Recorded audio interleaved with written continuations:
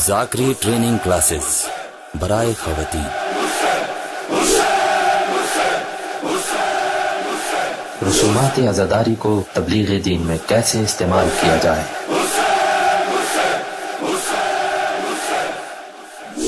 اعوذ باللہ من الشیطان اللعین الرجیم، بسم اللہ الرحمن الرحیم۔ رب اشرح لی صدری ویسر لی امری واحلل عقدۃ من لسانی یفقہوا قولی۔ ان اللہ وملائکتہ یصلون علی النبی یا ایھا الذین آمنوا صلوا علیہ وسلموا تسلیما۔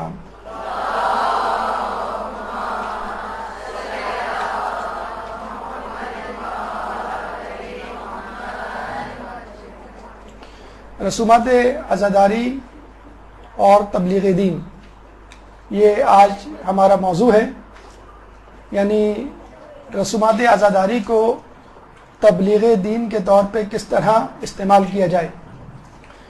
لیکن اس سے پہلے ہم زمانے کے امام کے حضور، ان کے جد اور ہمارے چوتھے امام، امام زین العابدین علیہ السلام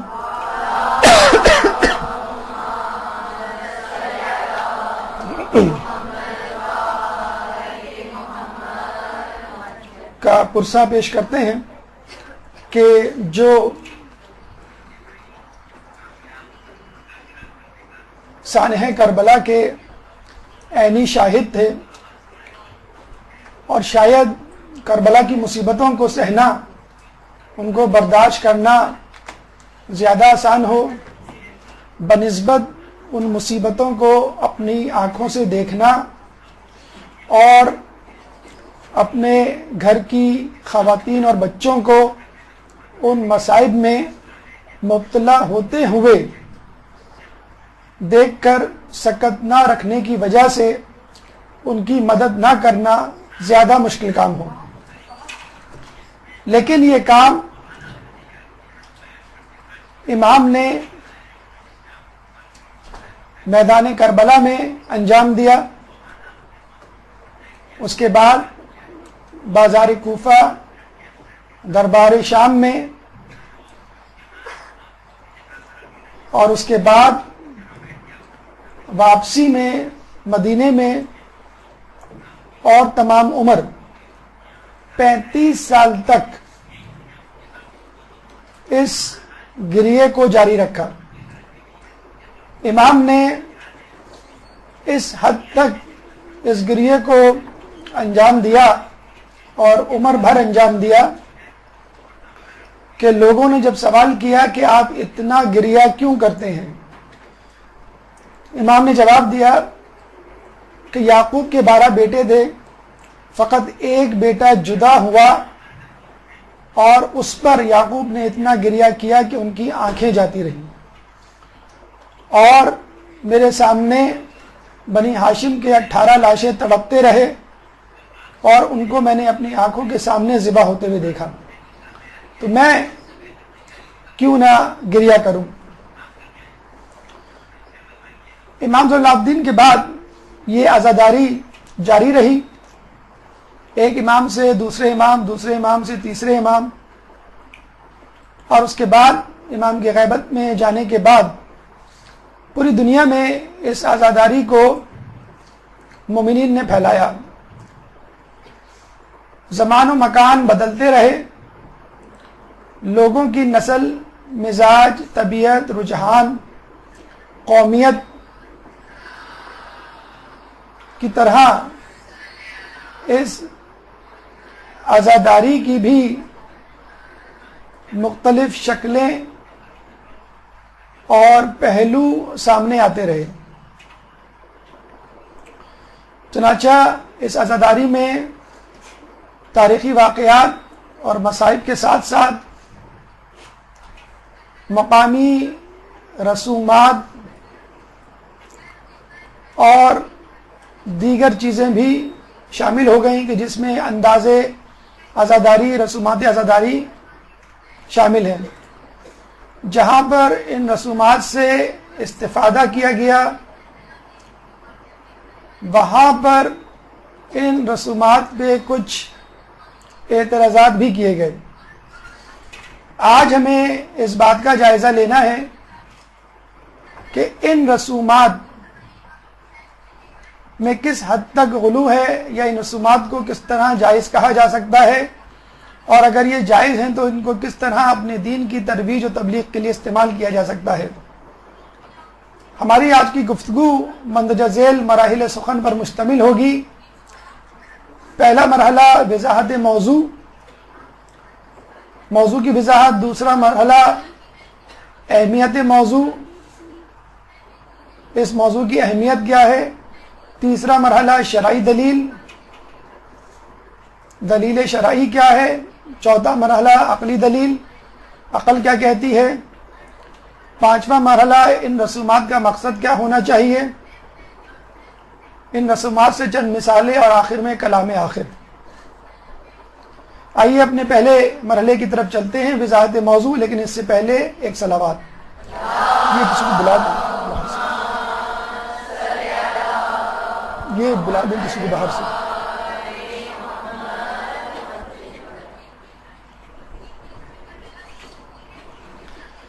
ہماری گفتگو کا پہلا مرحلہ وضاحت موضوع۔ جیسے کہ آپ نے دیکھا کہ اس موضوع میں 4 الفاظ استعمال ہوئے ہیں: رسومات عزاداری اور تبلیغ دین۔ الگ الگ ہر لفظ کی وضاحت کرتے چلیں کہ رسومات کیا ہیں، عزاداری کیا ہے، اور تبلیغ دین کیا ہے۔ سب سے پہلے رسومات رسم کی جمع ہے، مخصوص اعمال اور افعال کا نام کہ جو کسی مخصوص شخص یا واقعے سے وابستہ ہوں۔ نمبر 2 عزاداری، جو کہ عربی لفظ عزا اور داری فارسی کے لفظ سے مرکب ہے۔ عزا عربی میں غم و علم کو کہا جاتا ہے، اور داری فارسی میں ہونا یا منانے کو کہا جاتا ہے۔ ایک درود پڑھ دیں محمد، آواز آ رہی ہے کسی سے ریکارڈنگ کا۔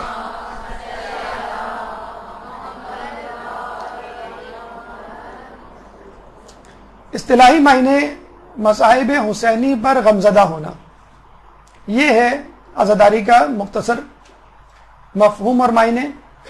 نمبر 3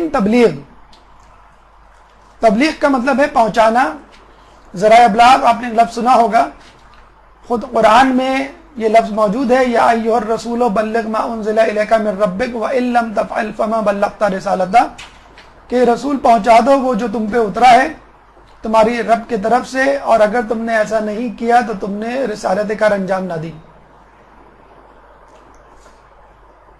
اس کے بعد چوتھا لفظ دین استعمال ہوا ہے، یعنی وہ دین جو اسلام ہے، کوئی اور دین نہیں۔ ان الدین عند اللہ الاسلام، سورہ آل عمران آیت نمبر 90 کہ دین تو اللہ کے نزدیک فقط اسلام ہے۔ یہ 4 الفاظ جو اس موضوع میں استعمال ہوئے ہیں، ان کے مختصر سے معنی۔ یہ یاد رہے کہ اسلام کا جب ہم لفظ استعمال کرتے ہیں تو اس سے مراد وہ اسلام نہیں جو ہمیں اپنے آس پاس نظر آتا ہے، کیونکہ اسلام اب 73 فرقوں میں بٹ چکا ہے۔ تو کون سا اسلام؟ وہ اسلام جس میں ولایت علی شامل ہو، وہ ہے اصل اسلام۔ الیوم اکملت لکم دینکم واتممت علیکم نعمتی ورضیت لکم الاسلام دینا، کہ آج ہم نے تمہارے لیے تمہارا دین مکمل کر دیا، تم پہ ہماری اپنی نعمتیں تمام کر دی، اور تمہارے لیے دین اسلام پر راضی ہو گئے۔ اس سے پہلے نماز، روزہ، زکوٰۃ، حج سے متعلق آیات اتری، کبھی اللہ تعالیٰ نے یہ نہیں کہا کہ ہم نے تمہارا دین مکمل کر دیا۔ ولایت علی کے پیغام اعلان پر کہا کہ ہم نے تمہارا دین مکمل کر دیا۔ تو وہ اسلام جس میں ولایت علی شامل ہے۔ ہماری گفتگو کا دوسرا مرحلہ اہمیت موضوع، لیکن اس سے پہلے ایک صلوات۔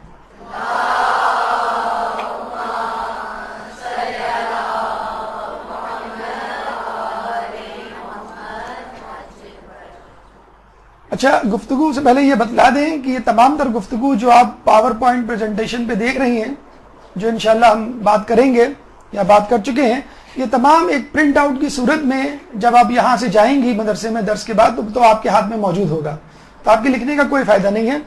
آپ فقط اور فقط درس کو سننے میں اپنی توجہ صرف کریں اور سوالات جو آپ کو بنانے ہیں وہ آپ چاہیں تو درس کے دوران لکھ لیں. یہ تمام تر گفتگو جو آپ کو کہی جا رہی ہے اور جو آپ کے سامنے پیش کی جا رہی ہے پرنٹ آؤٹ کی صورت میں درس کے بعد جب آپ انشاءاللہ جائیں گی تو آپ کو پرنٹ آؤٹ کی صورت میں مل جائیں گے. ایک درود پڑھ دیں محمد والے میں.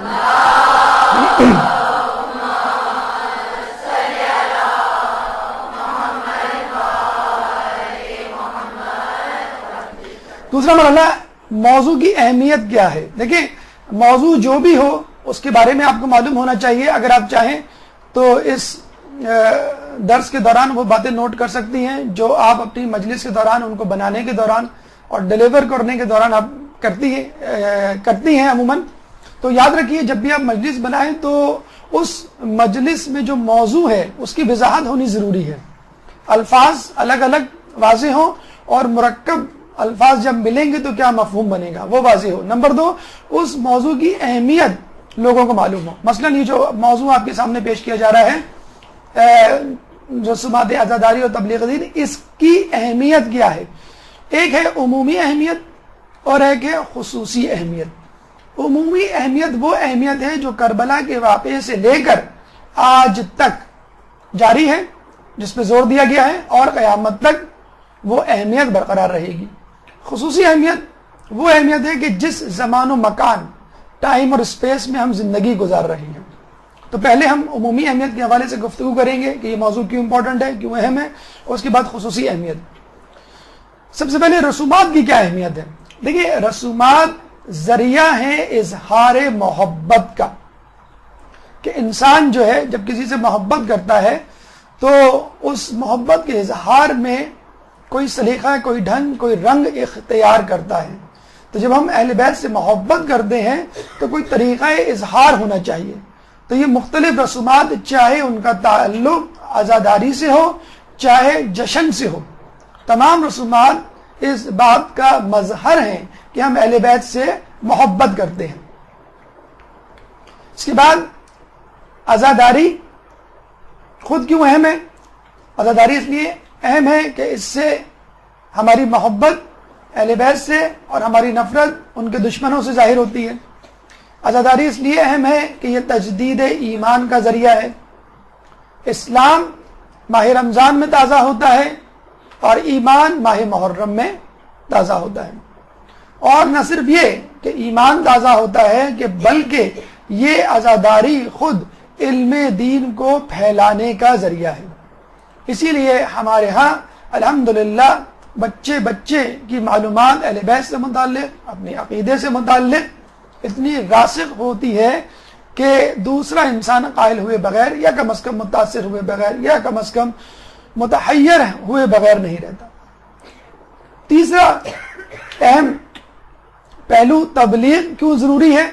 انسان کی جب تعریف کرنے کو کہی گئی تو فلسفیوں نے انسان کی تعریف کی الانسان حیوان ناطق, انسان حیوان ناطق ہے. حیوان ناطق یعنی بولنے والا انسان, بولنے والا جانور. ہمارے اور حیوان میں بہت سارے فرق ہیں, لیکن اسی فرق کو مد نظر رکھتے ہوئے علماء نے, فلاسفرز نے یہ تعریف بیان کی ہے کہ وہ جانور جو بولتا ہے وہ انسان ہے, اور جو خوب بولتا ہے وہ اور بہتر انسان ہے. تو یہ اسٹڈی ہے, ریسرچ ہے, آپ کا مشاہدہ بھی ہوگا کہ جو لوگ عموماً ذہین ہوتے ہیں, فطین ہوتے ہیں, ان کی خطابت یا گفتگو یا مکالمہ یا بات چیت فصیح ہوتی ہے. اسی لیے ائمہ کی گفتگو دیکھ لیجئے, رسول اللہ کی گفتگو دیکھ لیجئے, انبیاء کی گفتگو دیکھ لیجئے, اس کے بعد مجتہدین, علماء اور دیگر افراد کی. جیسے جیسے علم بڑھتا رہے گا انسان کی فصاحت و بلاغت میں اضافہ ہوتا رہے گا. تو انسان جب بولتا ہے تو یقیناً اس کے بولنے میں اس کی طبیعت اور مزاج پسند ناپسند پوشیدہ ہوتی ہے. وہ ان چیزوں کے بارے میں بولے گا جو اسے پسند ہے اور ان چیزوں کے بارے میں بولے گا جو اسے ناپسند ہے. اس کا اظہار ممنوع اور مرغوبات کی طرف ہوگا. اس کا اظہار اپنے جذبات, احساسات, تبلیغات اور نظریات کی حمایت میں ہوگا, اور اس کا اظہار لوگوں کی دشمنیوں پر مشتمل ہوگا جو اس کے جذبات, احساسات, نظریات کے مخالف ہیں. دین کی کیا اہمیت ہے. اللہ تعالیٰ فرماتا ہے قرآن میں سورہ آل عمران آیت نمبر 102 وَلَا تَمُوتُنَّ إِلَّا وَأَنْتُمْ مُسْلِمُونَ کہ تم کو موت نہ آئے حتیٰ کہ تم مسلمان مرو، یعنی جب تک تم مسلمان نہ ہو جاؤ نہیں مرنا. جیسے ہم کہتے ہیں نا کہ بچے کو بھئی جب تک تم ہوم ورک مکمل نہ کر لینا نہ سونا، تو مسلمانوں کو کہا جا رہا ہے کہ جب تک تم مسلمان نہ بن جاؤ اس وقت تک نہ مرنا. تو اس شخص کے کیا کہنے کہ جس کے مرنے پر اسلام زندہ ہو جائے.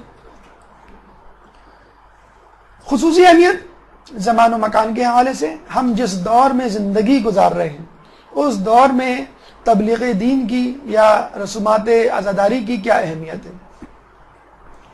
یہ دور ذرائع ابلاغ کا دور ہے. دشمن اپنے کیمرے مائکروسکوپ کی طرح لگا کر آپ کو دیکھ رہا ہے. آپ کی ایک ایک حرکت پر اس کی نظر ہے. آپ کی ایک لغزش سے وہ فائدہ اٹھا سکتا ہے.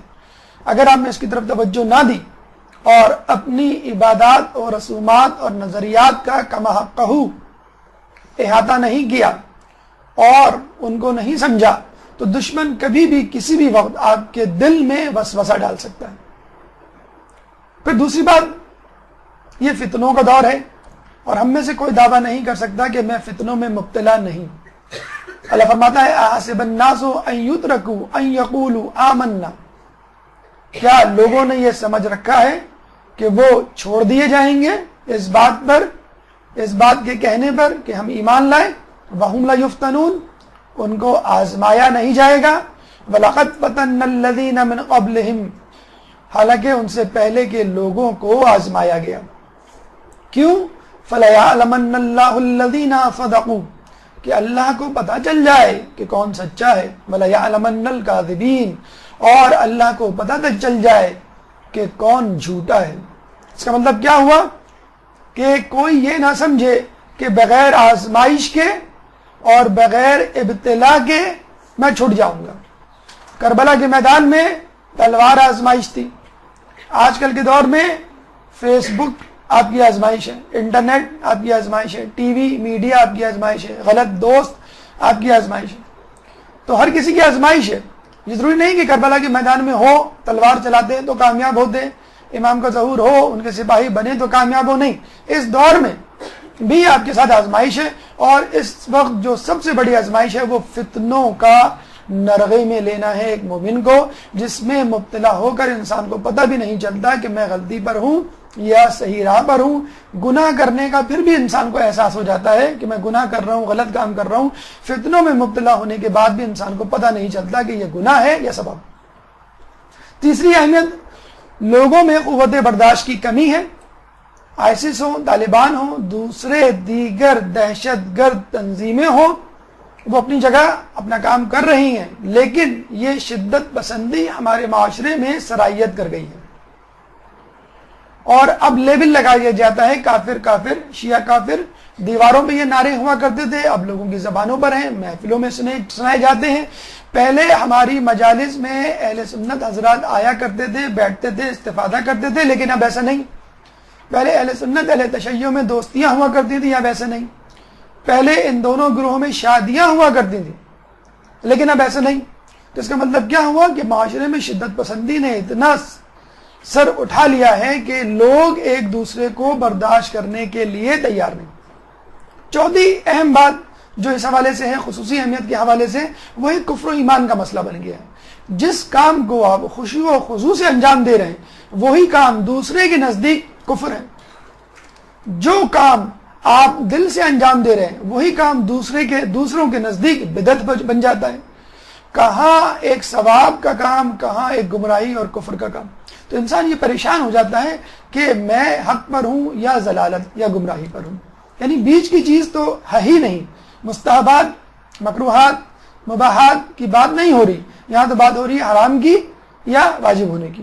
تو گفتگو مرحلہ اور موڑ کچھ ایسے آ گئے ہیں کہ انسان پریشان ہو جاتا ہے کہ یا تو میں جہنمی ہوں یا جو ہے میں جنتی ہوں، اور بیچ کی کوئی شکل یا امید کی کوئی کرن مجھے نظر نہیں آ رہی. نتیجہ جو سب سے اہم چیز ہے، ان تمام حالات کا جو نتیجہ نکلتا ہے وہ یہ کہ انسان دو چیز سے دوچار ہوتا ہے. نمبر ایک، دین سے بیداری، اور نمبر دو، سب صحیح ہیں والی یاری.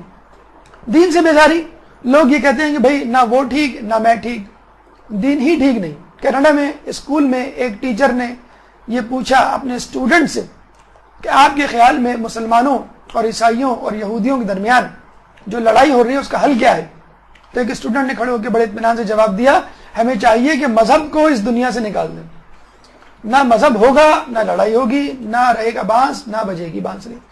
مجھے بتلائیے کہ انسان مر رہا ہو, دوا موجود ہو, دوا کے ساتھ زہر بھی موجود ہو, اس کو معلوم نہ ہو کہ کون سی دوا ہے, کون سا زہر ہے, تو کیا وہ یہ کرے گا کہ میں کوئی چیز استعمال نہیں کرتا؟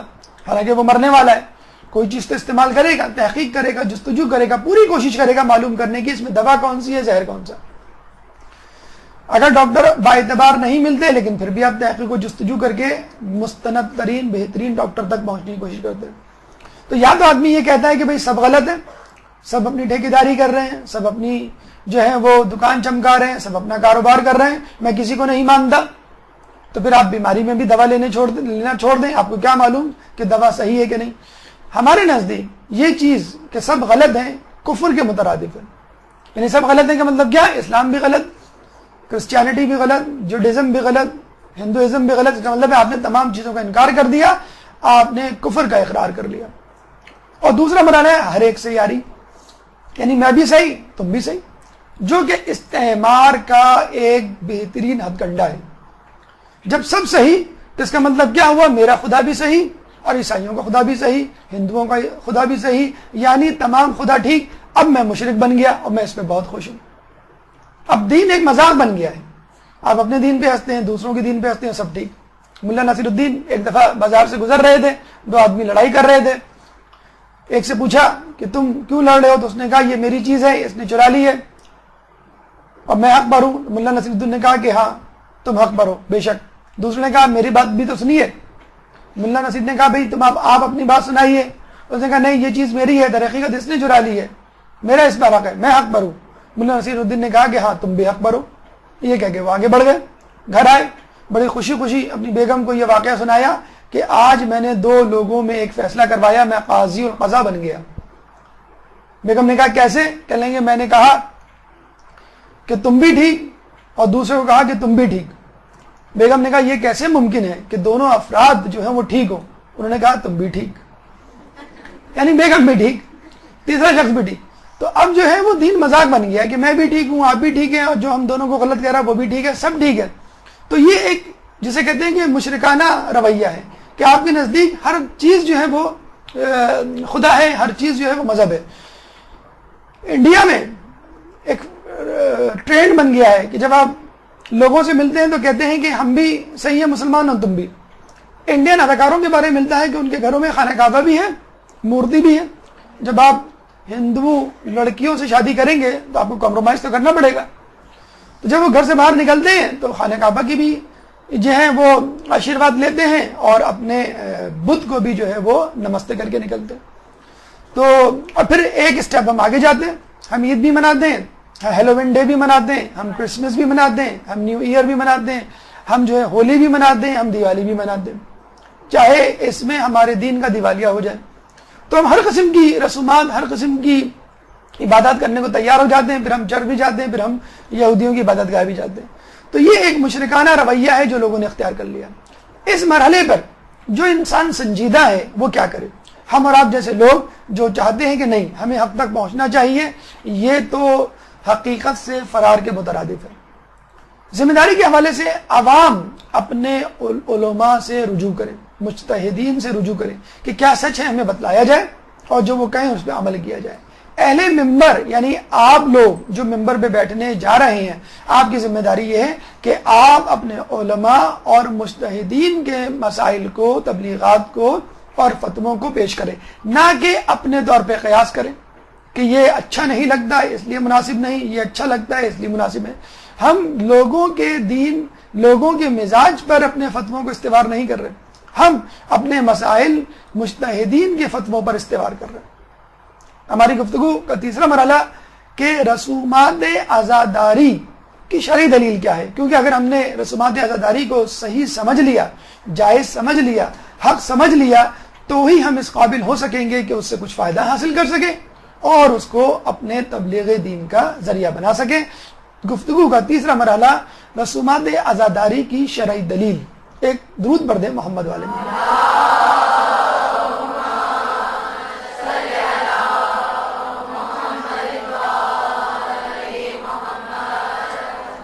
سب سے پہلے مخالفین کا نظریہ لیتے ہیں. وہ یہ کہتے ہیں کہ یہ سب کام جو آپ کر رہے ہیں، کون سے کام؟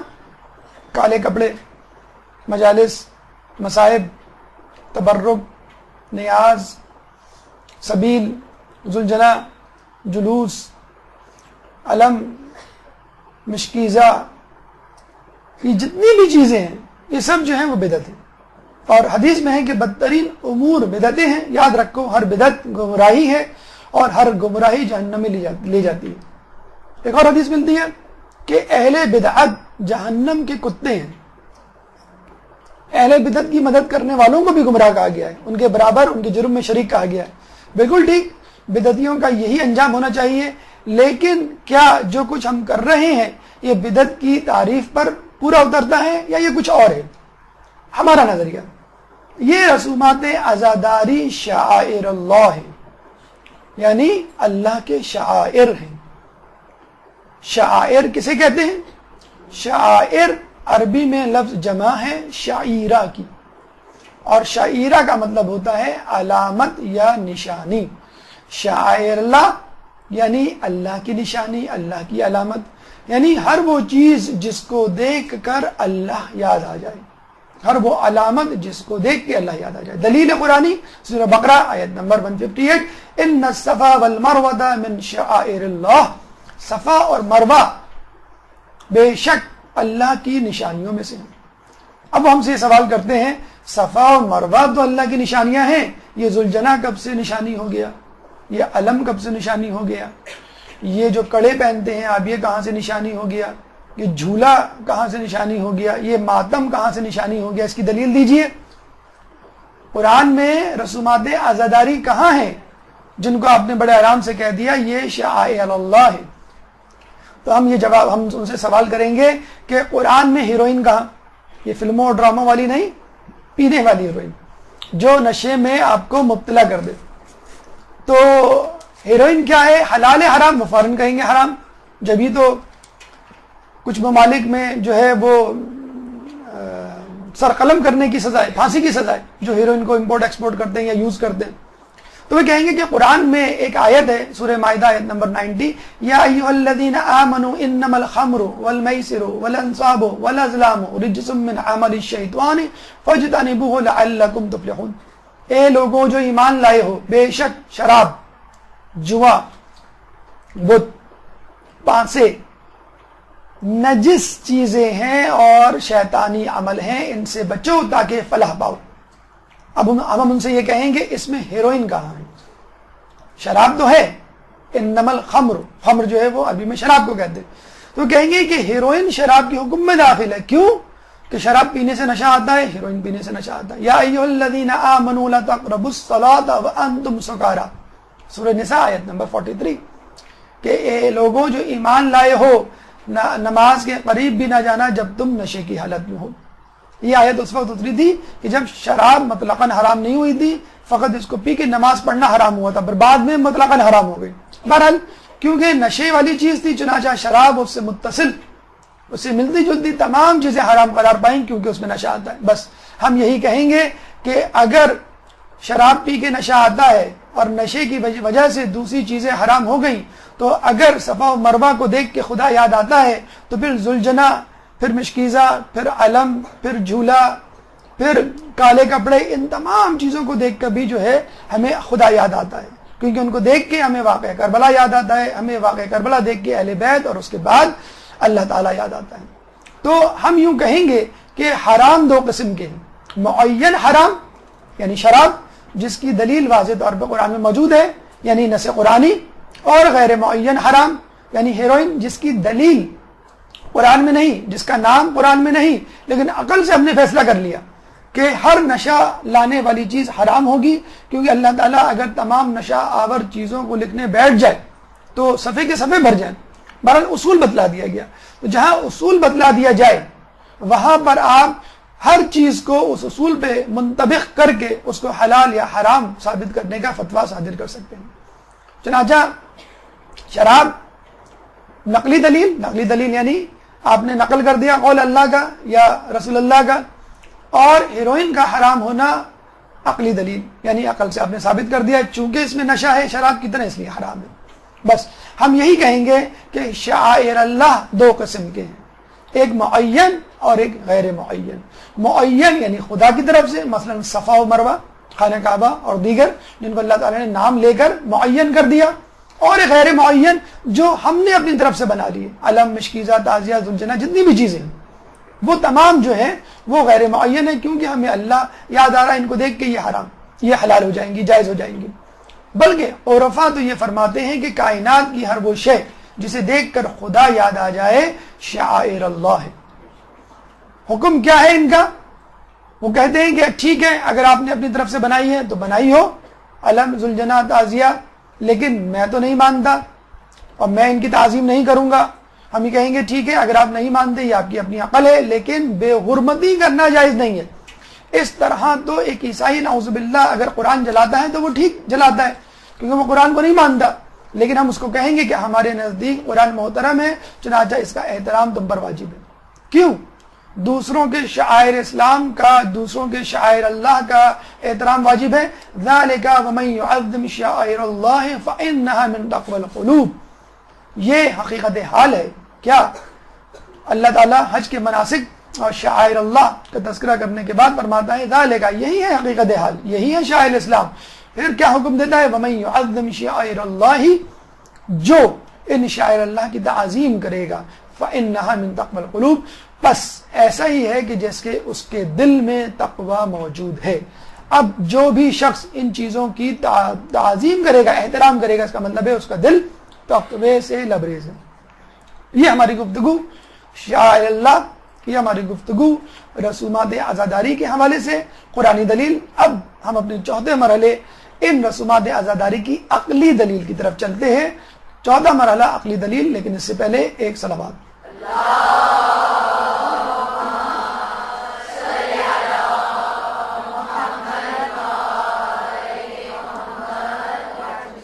دیکھیں دنیا میں دو قسم کے گروہ ہیں، ایک مذہبی اور ایک غیر مذہبی۔ مذہبی یعنی جو کسی نہ کسی مذہب پہ یقین رکھتے ہیں، غیر مذہبی جو کسی مذہب پہ یقین رکھتے ہیں، یعنی ایتھیسٹ، ملحد، زندیق۔ ان لوگوں کے لیے قرآن سے دلیل لانا عبث ہے۔ کیوں؟ کہ وہ یہ کہیں گے میں تو کسی مذہب کو نہیں مانتا، کسی کتاب کو نہیں مانتا، کسی کتاب کے الہامی ہونے کو نہیں مانتا۔ اور اگر تم نے دلیل دینی ہے تو عقل کی دلیل دو، عقل سے ثابت کرو۔ بہت آسان ہے عقل سے ثابت کرنا۔ دیکھیں انفرادی طور پر عقیدت کی بات ہو رہی ہے، اگر آپ کسی سے عقیدت رکھتے ہیں، محبت رکھتے ہیں، تو یقیناً آپ اس سے منسلک ہر چیز سے عقیدت رکھیں۔ آپ کو قائد اعظم سے محبت ہے، آپ کو اگر دعوت دی جائے قائد اعظم میوزیم آئے، آپ جائیں گے۔ کیوں؟ یہ قائد اعظم کا گھر تھا، یہاں وہ رہے تھے، یہاں پہ موجود ہر چیز ان سے منسلک مربوط ہے، اس کی یاد دلاتی ہے، آپ خوش ہوں گے دیکھ کے۔ آپ کو کہا جائے کہ کھارا در آئیے، وہاں پہ قائد اعظم کا جائے پیدائش ہے، آپ وہاں ضرور جائیں گے اور دیکھیں گے جو جو چیزیں ہیں اس سے اپنے ایمان میں اضافہ کریں گے۔ آپ کو کہا جائے گا آپ زیارت جائیں، آپ زیارت جائیں گے کوئٹہ، کیونکہ یہ وہ جگہ ہے جہاں پہ قائد اعظم نے اپنے آخری ایام گزارے۔ کیوں؟ آپ کو اس شخص سے محبت ہے۔ کسی بچے کو کسی کھلاڑی سے محبت ہوتی ہے تو اس کی شرٹ، اس کے جوتے، اس کا ہیئر سٹائل، اس کی ہر چیز سے اس کو محبت ہوگی۔ جہاں وہ رہتا ہے اس چیز سے جو چیز اس کو پسند ہوگی وہ اس کو بھی پسند ہوگی۔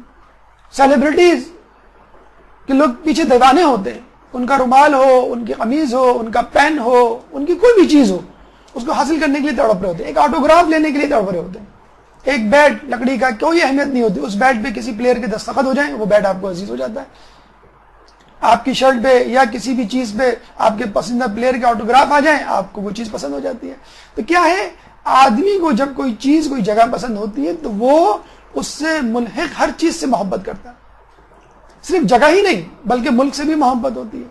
ہمارا ملک پاکستان ہے، اب اس سے مربوط منسلک جو بھی چیز ہوگی، میوزیم ہے، میرین میوزیم ہے، میری ٹائم میوزیم ہے، جس میں جو ہے وہ نیوی سے متعلق، پاکستان نیوی سے متعلق چیزیں رکھی ہوئی ہیں۔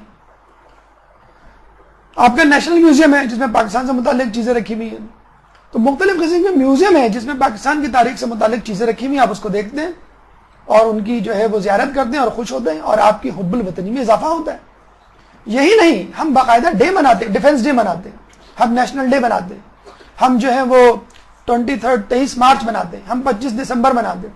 کیوں مناتے ہیں؟ یہ دن ہماری پسندیدہ شخصیتوں اور پسندیدہ ملک سے ملحق متصل واقعات کی یاد دلاتا ہے. اور جب 6 دسمبر کو ڈیفنس ڈے مناتے ہیں ستمبر کو، تو ہم وہ یادیں تازہ کرتے ہیں کہ کس طرح دشمن کے طیارے آئے اور ہماری ایئر فورس نے ان کو تباہ کیا، کس طرح ہمارے سپاہی لڑتے ہوئے شہید ہوئے.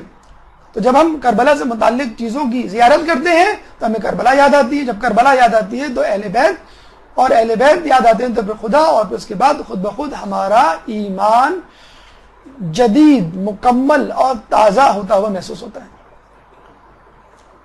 عالمی عقیدت، اس کو صرف قومی سطح پر نہیں، انفرادی سطح پہ نہیں، عالمی سطح پر تسلیم کیا گیا. UNESCO, United Nation Educational Scientific Cultural Organisation باقاعدہ بنائی گئی ہے کہ دنیا بھر میں جو بھی چیزیں دنیا کی تاریخ سے وابستہ ہیں، مربوط ہیں، جو ہماری انسانیت یا تاریخ کا اثاثہ ہیں، جن پہ انسانیت فخر کر سکتی ہے، ان چیزوں کو، ان جگہوں کو بچایا جائے.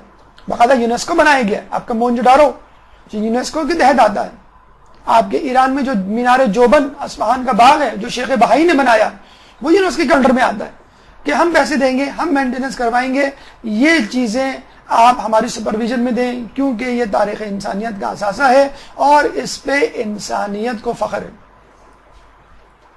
خود مکے میں موجود مکہ میوزیم اس بات کی دلیل ہے کہ یہ چیزیں بدعتیں نہیں ہیں. ان لوگوں نے خانہ کعبہ کی اینٹ کو بدعت کہا، محرابوں کو بدعت کہا، مقام ابراہیم کے المونیم کے ڈھانچے کو بدعت کہا. اب وہی تمام چیزیں مکہ میوزیم میں موجود ہیں. جن چیزوں کو آپ بدعت کہتے تھے وہ چیزیں مکہ میوزیم میں موجود ہیں.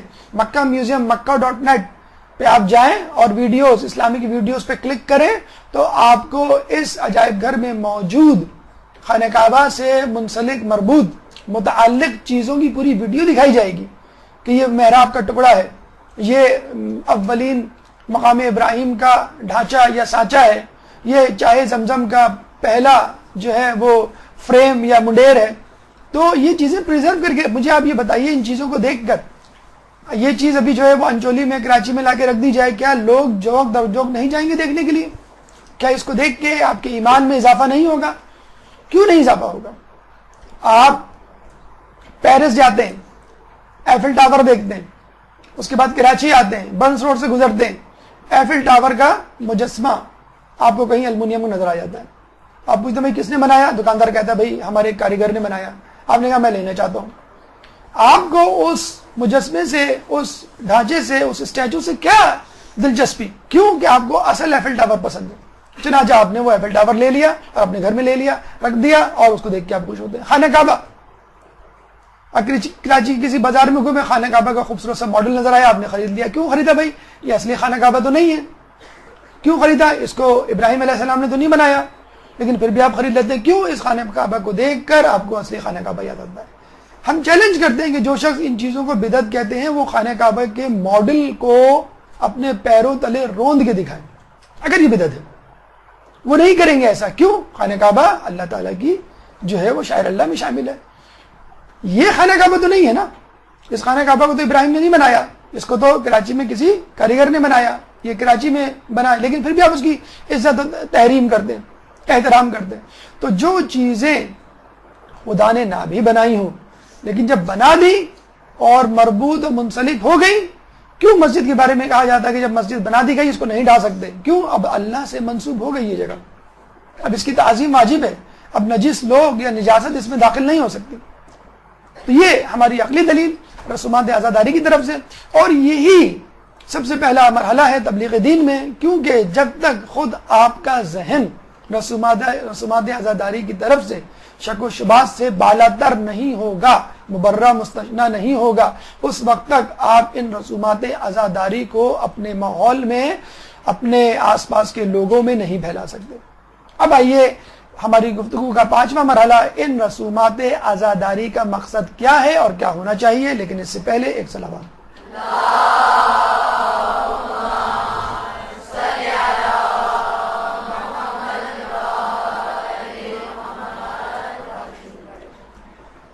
پہلے وہ مقصد موضوع گفتگو بنا لیتے ہیں کہ جو نہیں ہونا چاہیے لیکن ہے. کچھ جگہوں پر ان رسومات کو ریاکاری کا مقصد یا مرہون منت بنا دیا گیا ہے. یعنی اس کا مقصد ریاکاری ہے، شو آف ہے. چاہے آپ نے کالے کپڑے پہنے ہوں، چاہے آپ نے نیاز باٹی ہو، یا آپ نے گھر میں علم لگایا ہو، کچھ بھی ہو. کچھ لوگوں کا مقصد اس عزاداری اور رسومات عزاداری سے ریاکاری ہوتا ہے، لیکن پھر وہی کہیں گے بات کہ اس کا مقصد یہ نہیں، اس کا مطلب یہ نہیں کہ آپ کی عزاداری غلط ہو گئی. اگر کسی جگہ مجلس میں بے پردہ خواتین آتی ہیں تو کیا وہ مجلس ختم کر دی جائے گی؟ اس کو چھوڑیے.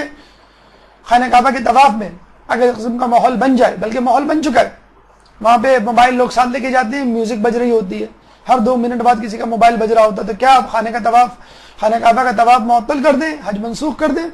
خانہ کعبہ میں لوگوں کی جیبیں کٹتی ہیں، وہاں گناہ کرتے ہیں لوگ، تو کیا مطلب کہ حج جو ہے وہ موقوف ہو جائے، معطل ہو جائے، منسوخ ہو جائے؟ نہیں، ایسا نہیں ہو سکتا. آپ کو اپنی رسومات عزاداری سے ریاکاری اور گناہوں کے پہلوؤں کو نکالنا پڑے گا، نہ کہ خود رسومات عزاداری کو، نہ کہ خود عزاداری کو نکالنا پڑے گا. مثلا صفا مروہ کی آپ نے بات سنی. صفا ایک پہاڑی 15 میٹر بلند، مروہ ایک پہاڑی 8 میٹر بلند. صفا کہتے ہیں کہ مضبوط لیکن صاف پتھر، ہموار پتھر، اور مروہ ایک مضبوط لیکن خشخشی یا نہ ہموار پتھر. صفا پہ کفار نے کون سا بت رکھا تھا؟ عیساف نامی. مروہ میں کون سا بت رکھا؟ نائلہ نامی. یہ 2 بت ان دونوں پہاڑیوں پہ رکھے ہوئے تھے، اور کفار جب سعی کرتے، دوڑ لگاتے صفا مروہ کے درمیان، تو ان بتوں کو چھوتے. ان بتوں کو چھونے کا مطلب یہ ہے کہ آپ نے ایک چکر مکمل کر لیا. عیساف کو ہاتھ لگایا، دوڑتے ہوئے مروہ کی طرف گئے، نائلہ کو ہاتھ لگایا، اس کے بعد واپس آئے، پھر عیساف کو ہاتھ لگایا، پھر اس طرح دوسرے اس طرح 7 چکر مکمل کرتے. اچھا، اب اس کا مطلب کیا آپ یہ سعی ختم کر دیں، حج کے رکن سے منسلک جو ایک اہم ترین واجب رکن ہے اس کو نکال دیں؟ اور ایسے ہی ہوا تھا. رسول اللہ نے پہلے یہ کہا ان لوگوں کو، کن کو؟ کفار کو، کہ یہ بت ہمیں نہیں چاہیے کیونکہ یہ ہمارے مذہب کے خلاف ہے اور ہم اس کی سعی کرتے ہیں، تم نکال دو. یہ اس وقت کی بات ہے 7 ہجری، یہ جب مکہ فتح نہیں ہوا تھا. تو بت پرست مشرکین بھی وہاں موجود ہوتے تھے اور مسلمان بھی موجود ہوتے تھے. اچھا، کچھ لوگوں نے رسول اللہ سے زیادہ اسمارٹ بننے کی کوشش کی اور یہ کہا چونکہ بت رکھے ہم صحیح نہیں کریں گے. نعوذ باللہ. رسول صحیح کر رہے ہیں، اصحاب صحیح کر رہے ہیں، لیکن کچھ لوگوں نے انکار کر دیا کیونکہ یہ بت رکھیں اور ہمارے نزدیک اس طرح کی صحیح جائز نہیں ہے. تو یہ آیت اتری ان الصفا والمروہ من شعائر اللہ، کہ یہ صفا و مروہ اللہ کے شعائر ہیں. چنانچہ اگر بت موجود ہیں تو برداشت کرو، جس طرح خانہ کعبہ میں بت موجود تھے لیکن طواف کیا کرتے تھے رسول اللہ. فتح مکہ نہیں ہوا تھا، لیکن فتح مکہ کے بعد رسول اللہ نے بت نکال دیے. اگر کسی عبادت میں گناہ شامل ہو گیا ہے تو اس گناہ کو نکالیں، نہ کہ اس عبادت کو نکالیں. ورنہ یہ بتائیے کون سی ایسی عبادت ہے کہ جس میں گناہ شامل نہیں ہو سکتا؟ کم از کم ریاکاری والا گناہ تو ہر گناہ میں شامل ہو سکتا ہے، جو کہ نیت کا گناہ ہے. آپ نیت کر لیں کہ میں یہ کام دنیاوی فائدے کے لیے، لوگوں کو خوش کرنے کے لیے، اپنی انا کی تسکین کے لیے کر رہا ہوں، بس کافی ہے ریاکاری. تو ہمیں اس گندگی کو نکالنا ہے، نہ کہ پورے باغ کو. اگر باغ میں ایک گھاس پھوس یا کوئی جنگلی پودا اگائے تو کیا آپ پورے باغ کو آگ لگا دیتے ہیں؟ پورے باغ کو آگ نہیں، آپ اس جنگلی یا گھاس پھوس کو، اس بش کو، اس چیز کو نکال دیتے ہیں کہ جو بدنما لگ رہی ہے، آپ کے باغ کی تباہی کا ذریعہ بن رہی ہے. تو اس ریاکاری کو نکالنا ہوگا، جس طرح رسول اللہ نے حکم دیا تھا اور اللہ نے حکم دیا تھا کہ اس کی جو ہے سعی کرو، لیکن اپنی توجہ ان بتوں کی طرف نہ کرو. اظہار محبت وہ کم از کم فائدہ ہے جو ہم ان رسومات عزاداری سے حاصل کر سکتے ہیں. جب ہم علم کو چومتے ہیں تو ہم علم کو نہیں چومتے، ہم اس شخصیت کو چوم رہے ہوتے ہیں. جب ہم زری کو بوسہ دیتے ہیں، ہم زری کو بوسہ نہیں دیتے، ہم جو اس عظیم شخصیت کو بوسہ دے رہے ہوتے ہیں. ایک شخص مقام ابراہیم پہ کھڑا ہوا، اس کو چومنے لگا، ہاتھ لگانے لگا، تو وہاں پہ موجود ایک شرطے نے کہا ہاذا حدید، یہ تو لوہا ہے. اس نے اشارہ کر کے کہا ہاذا حجر، خانہ کعبہ کی طرف، کہ یہ پتھر ہے. اگر یہ المونیم ہے، یہ حدید ہے، یہ لوہا ہے، اس کی کوئی اہمیت نہیں ہے، تو خانہ کعبہ بھی تو پتھر ہے، اس کی بھی کوئی اہمیت نہیں ہونی چاہیے. پھر وہی بات کہ خانہ کعبہ اللہ سے مربوط ہے، تو کیا مقام ابراہیم اللہ سے مربوط نہیں ہے؟ اللہ کے دوست خلیل اللہ سے مربوط نہیں ہے, ابراہیم سے مربوط نہیں ہے, تو بس ان کی مناسبت سے, ان کے وسیلے سے ہمیں اللہ یاد آ جاتا ہے. چنانچہ خانہ کعبہ بھی محترم اور مقام ابراہیم بھی. کم از کم مقصد رسومات عزاداری اظہار محبت ہونا چاہیے, لیکن ہمیں اس محبت پہ اکتفا نہیں کرنا چاہیے. خود مولانا ایک دفعہ ڈفرینشیٹ کیا تھا, ممیز کیا تھا, محب کون ہے, شیعہ کون ہے. محب محمد کرنے والا شیعہ پیروکار کہ جو پیروی کرے اہل بیت کے اقوال کی, اعمال کی. تو اگر ہم اس محبت پہ اکتفا کر لیں تو یوں سمجھ لیجئے دریا سے ہم نے 2 قطرے لیے. دریا آپ کی پیاس بجھانے کے لیے تیار ہے, آپ کو غسل توبہ دینے کے لیے تیار ہے, آپ کو اپنی تہوں کی سیر کروانے کے لیے تیار ہے, اللہ کی نعمتوں سے فائدہ دلوانے کے لیے تیار ہے, اپنے سینے میں چھپے ہیرے و جواہرات اور موتی اور سیب آپ کے دامن میں انڈیلنے کے لیے تیار ہے. آپ فقط 2 قطرے پہ اکتفا کر رہے ہیں. تو فقط اظہار محبت کافی نہیں ہے, اس سے ہمیں آگے جانا ہوگا. کیسے؟ اصلاح دین, اپنی دین کی اصلاح کرنی ہوگی. کیسے؟ جتنی بھی رسومات ہیں دیکھنا ہوگا ان رسومات کے پیچھے کیا فلسفہ ہے, عزاداری کے پیچھے کیا فلسفہ ہے. اگر امام نے جان دی تو کیا نعوذ باللہ فقط اس لیے دی کہ یزید ان کا دشمن ہے, حکومت پر ہے اور وہ حکومت حاصل کرنا چاہتے ہیں؟ اسلام کو زندہ کرنے کے لیے جان دی. جیسے ابھی ہم نے بتایا کہ جو شخص مر جائے اور اس کے مرنے سے اسلام زندہ ہو جائے تو وہ کتنا بڑا. ایک تو اللہ تعالیٰ کہہ رہا ہے کہ تمہیں اس وقت تک موت نہ آئے جب تک تم مسلمان نہ مرو, اور ایک کو کہا جا رہا ہے تم مرو تاکہ اسلام زندہ ہو. تو امام قربانی دے رہے ہیں اسلام کو زندہ کرنے کے لیے. قتل حسین اصل میں مرگ یزید ہے, اسلام زندہ ہوتا ہے ہر کربلا کے بعد.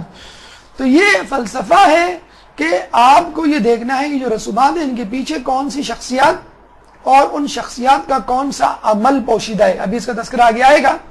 اور ان عمل کو اپنی زندگی میں جاری اور ساری کر کے آپ اپنے دین کی اصلاح کر سکیں گے. اصلاح کیے بغیر آپ علم کو چوم رہے ہیں, آپ بے پردہ ہیں. آپ ماتم کی محفل میں جا رہے ہیں, وہاں مکس گیدرنگ ہے. آپ نغمہ سن رہے ہیں, وہ ڈسکو میوزک پر ہے, موسیقی کی تھاپ پر ہے. تو ان تمام چیزوں کا کوئی فائدہ نہیں. یہ تمام نیکیوں کے کام گناہوں میں تبدیل ہو جائیں گے, اور کوئی دیر نہیں لگتی کسی گناہ کو کسی نیکی کو گناہ میں تبدیل ہوتے ہوئے. فقط نیت جو ہے آپ کو گناہ میں ملوث کر سکتی ہے. تبلیغ دین اس سے بھی برتر معاملہ, یعنی اظہار محبت کم از کم طریقہ, کم از کم فائدہ جو آپ ان رسومات سے حاصل کرتے ہیں. اصلاح دین اس سے بہتر فائدہ.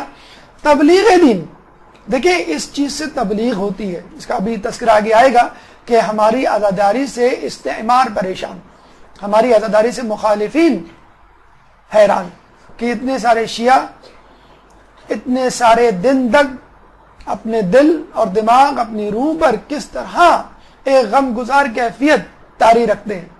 ان کو برتھ ڈیز میں بلاؤ یہ نہیں آتے, ان کو شادی بیاہ میں بلاؤ نہیں بلاتے, بلکہ دوسرے لوگ شادی بیاہ کی تقریبات کینسل کر دیتے ہیں کہ بھئی محرم ہے. بھئی محرم تو ہے لیکن آپ تو نہیں ہیں شیعہ کہ نہیں محرم کا احترام کرنا چاہیے. تو یہ ہماری عزاداری کی شدت, اصلیت, روحانیت اور اس کی سچائی ہے کہ جس کی وجہ سے لوگ مجبور ہو گئے ہیں کہ وہ ہمارے شاعر کی جو ہے وہ تعظیم کریں اور اس کا احترام کریں. لیکن کس طرح ممکن ہو کہ ہماری رسومات عزاداری تبلیغ کا ذریعہ بنے؟ بہت آسان. نمبر 1, گناہوں کی آمیزش نہ ہو. اگر آپ کی عزاداری میں گناہوں کی آمیزش ہو گئی, جیسے وہ ایک ڈرائیور نے کہا کسی جگہ پوش علاقے میں مجلس تھی, کسی کو دیکھو یہ زینب پہ رونے والیاں ہیں, ابھی بی بی زینب کے مسائل پڑے گئے, ان کی بے پردگی کا تذکرہ ہوا اور امام سجاد کس طرح روئے, اور ان خواتین کو دیکھو یہ روتے ہوئے بھی آ رہی ہیں لیکن بے پردہ ہیں. تو ایسے پردے کا کیا فائدہ کہ آپ جو ہے وہ اس پردے پہ تو رو رہے ہیں جو بی بی زینب کے لیے جو ہے بازار شام میں کتنی ذلت کا سبب بنا, اور آپ جو ہے خود اس پردے کو نہیں کرنا چاہ رہے. دوسروں کو تکلیف نہ ہو, آپ نے مجلس عزا برپا کی اور اپنے اسپیکر پڑوس میں لگا دیے. وہ پڑوس جو آپ کا ہم عقیدہ نہیں ہے, وہ پڑوس جو آپ کی ہر بات ہر رسم کو بدعت کہتا ہے, اب مجھے بتلائیے وہ کس طرح آپ کا ہم عقیدہ بنے گا, وہ کس طرح آپ کی مجلس میں آئے گا. اور آپ کہتے ہیں کہ ہم نے لگایا اسی لیے کہ وہ اپنے گھر بیٹھ کے ہی مجلس سننے, ہمارے مجلس میں آنے کی ضرورت نہیں ہے. آپ نے مقرر ایسا بلایا ہے کہ جو تبرے سے شروع کر رہا ہے اور تبرے پہ ختم کر رہا ہے. تو کس طرح مجلس مؤثر بنے گی؟ ایک زمانے میں اہل سنت حضرات شیعہ مجالس میں آیا کرتے تھے, ان مجالس کو سنا کرتے تھے. تو اگر آپ اس طرح کی مجلس کا انداز رکھیں گے کہ آپ کا دشمن بیٹھتے ہی اٹھ جائے, تو پھر آپ کی مجلس, آپ کی گفتگو کو کوئی نہیں سنے گا. آپ کو حقیقی پس منظر معلوم ہونا چاہیے, تعزیے کا, علم کا, جلوس کا, ذوالجناح کا, ماتم کا. تب کہیں جا کر آپ اپنے ایمان کو درست کر سکتے ہیں, ان رسومات کو بھی درست کر سکتے ہیں. اس کے بعد ان رسومات کے پیچھے, ان واقعات کے پیچھے جو شخصیت پوشیدہ ہے, اس کی سیرت طیبہ, اس کے اعمال, اس کے افعال پہ اگر آپ نظر کریں, دقت کریں, زحمت کریں, اپنے آپ کو مشکل میں ڈالیں, تو انشاءاللہ آپ کی طبیعت, آپ کی روح, آپ کا ذہن اس بات کے لیے آمادہ ہو جائے گا کہ مجھے بھی اب ان کے نقش قدم پہ چلنا ہے.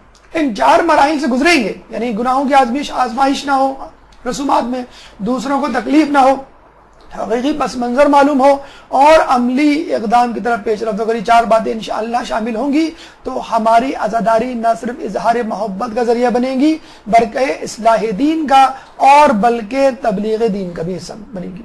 اب آئیے ہماری گفتگو کے چھٹے مرحلے کی طرف, کہ وہ مثالیں, وہ رسومات کہ جو ہم ان عزاداری میں انجام دیتے ہیں, ایک ایک کر کے, فردن فردن, جتنا ہمیں موقع ملے گا, وقت کی کمی کو یا اس گنجائش کو ذہن میں رکھتے ہوئے کہ یہ رسومات کیا ہیں, ان کے پیچھے بیک گراؤنڈ کیا ہے, پس منظر کیا ہے, تقاضا کیا ہے, اور طریقہ کیا ہے ان کو مؤثر بنانے کا. ایک درود پڑھ دیں محمد والے محمد.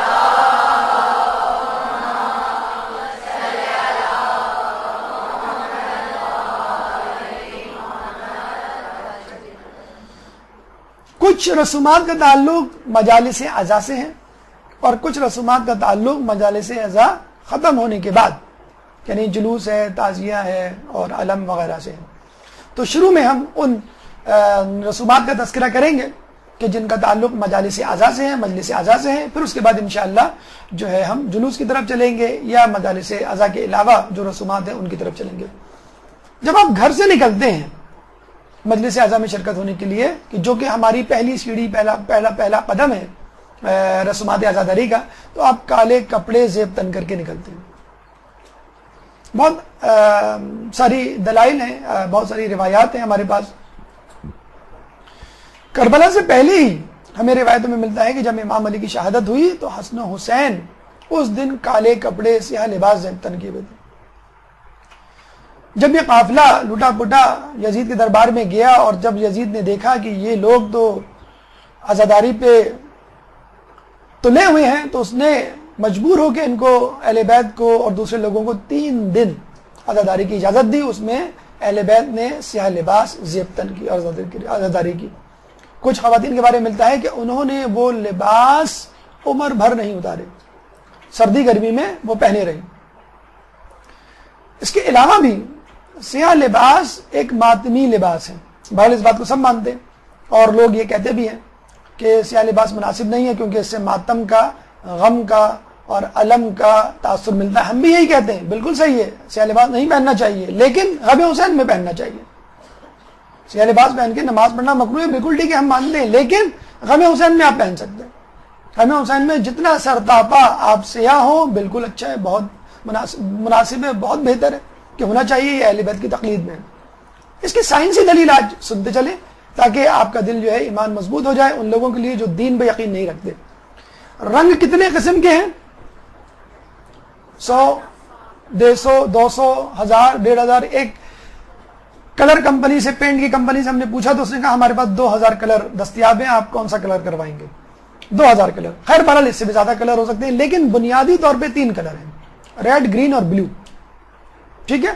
اچھا, یہ 3 کلر بھی نہیں ہے. یہ آج ایک اور بات سن لیں آپ. اصل میں ہماری آنکھوں میں 3 قسم کے سیل ہیں, خلیے ہیں, 3 قسم کے.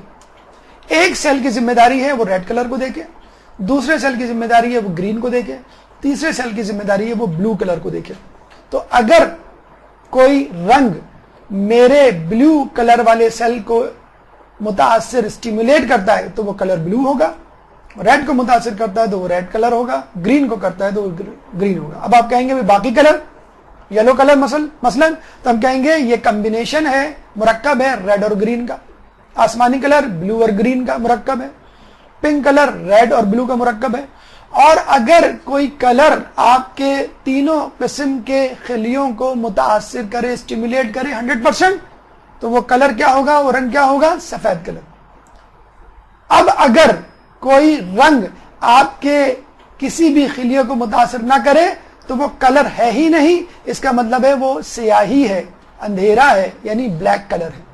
چنانچہ black colour is not a colour, یہ کلر نہیں ہے، سیاہ رنگ سیاہ نہیں ہے، رنگ نہیں ہے، یہ اصل میں آپ کی خلیوں کو، آپ کی آنکھ کی خلیوں کے کسی بھی خلیوں کو متاثر اسٹیمولیٹ نہیں کرتا ہے، ایبسنس آف کلر ہے۔ جیسے آپ مجلس میں جاتی ہیں، امی سے پوچھتی ہیں کہ امی میں کیا کون سے رنگ کے کپڑے پہنوں، تو امی کیا کہتی ہیں کہ بیٹا کوئی سے بھی رنگ کے پہن لو، مجلس میں تو جا رہے ہیں، اس میں کیا سوچنا۔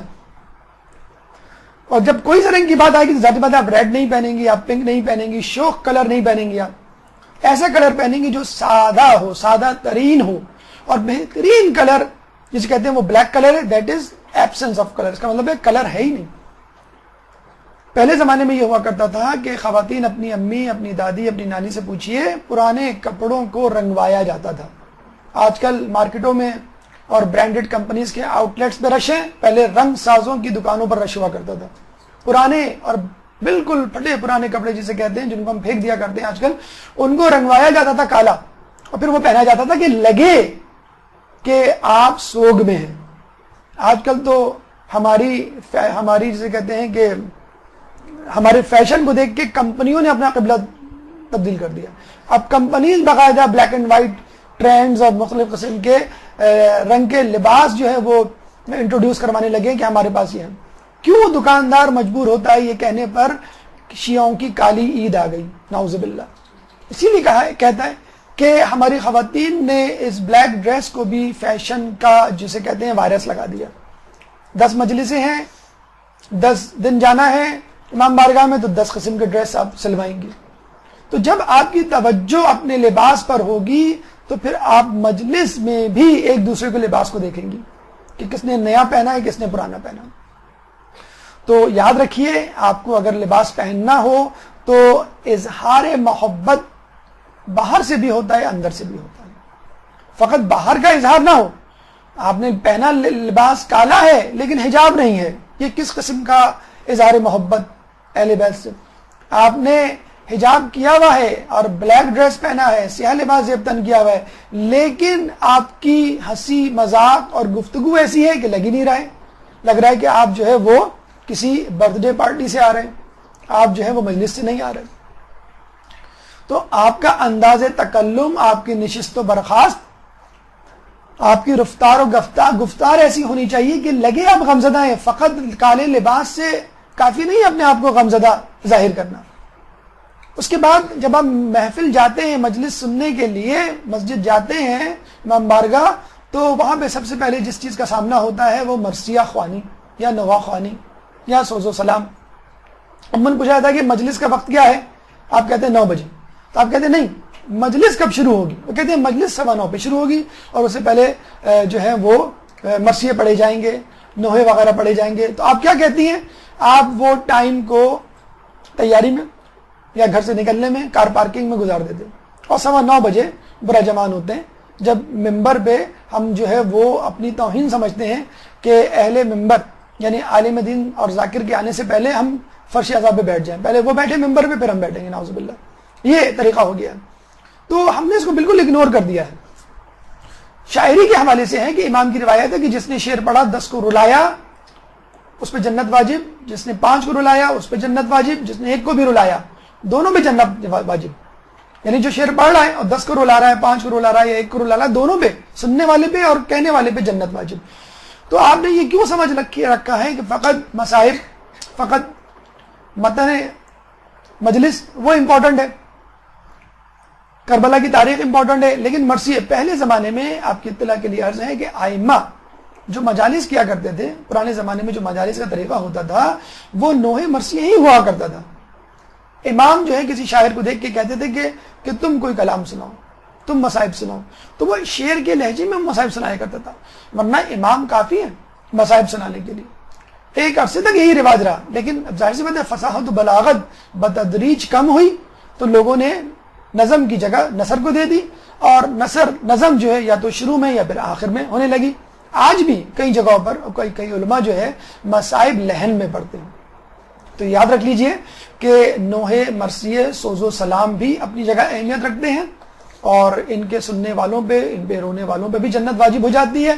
لیکن یہ بات یاد رہے کہ آپ کو ایسے نوحوں مرثیوں اور سوز و سلام سے اپنے آپ کو بچانا ہے کہ جو گانے کی طرز پر ہوں۔ اگر آپ گانے کی طرز پہ نوحے سنیں گے تو یقیناً آپ جو ہے گناہ کا شکار ہوں گے۔ یہ آپ کے اوپر ڈیپینڈ کرتا ہے کہ آپ کس طرح لوگوں کو ممیز کرتے ہیں، نوحوں کو ممیز کرتے ہیں کہ کون سا گانے کی طرز پہ ہے یا نہیں ہے۔ تو سنجیدہ نوحے پڑھنے والوں کو میں زندہ آیا ہوں کربلا سے، اگر آپ یہ نوحہ سنیں اور ڈوب کے سنیں تو آپ کی آنکھوں میں آنسو آئے بغیر نہیں رہے گا، اور آپ پہ جنت واجب آ جائے گی۔ اس طرح اور بھی بہت سے نوحے ہیں۔ پرانے نوحے خصوصی طور پہ اہمیت کے حامل ہیں، جن کو ہمیں سننا چاہیے۔ نئے نوحے بھی ہیں لیکن تعداد بدستور کم ہو رہی ہے ایسے نوحوں کی، تو ڈھونڈیے، نکالیے۔ موجودہ دور میں آپ کو کم ملیں گے، لیکن پرانے دور میں آپ کو بہت زیادہ ایسے نوحے مرثیے مل جائیں گے کہ جو واقعی عزاداری کا حق ادا کرنے کی صلاحیت رکھتے ہیں۔ مجلس جب آپ برپا کرتے ہیں اس کے لیے یہی کافی ہے کہ ایک مجلس برپا کرنے سے 2000 حج، 2000 عمرے کا ثواب، اور اس سے بھی زیادہ ثواب بی بی اور امام کی حاضری۔ یہ کیا کم ہے؟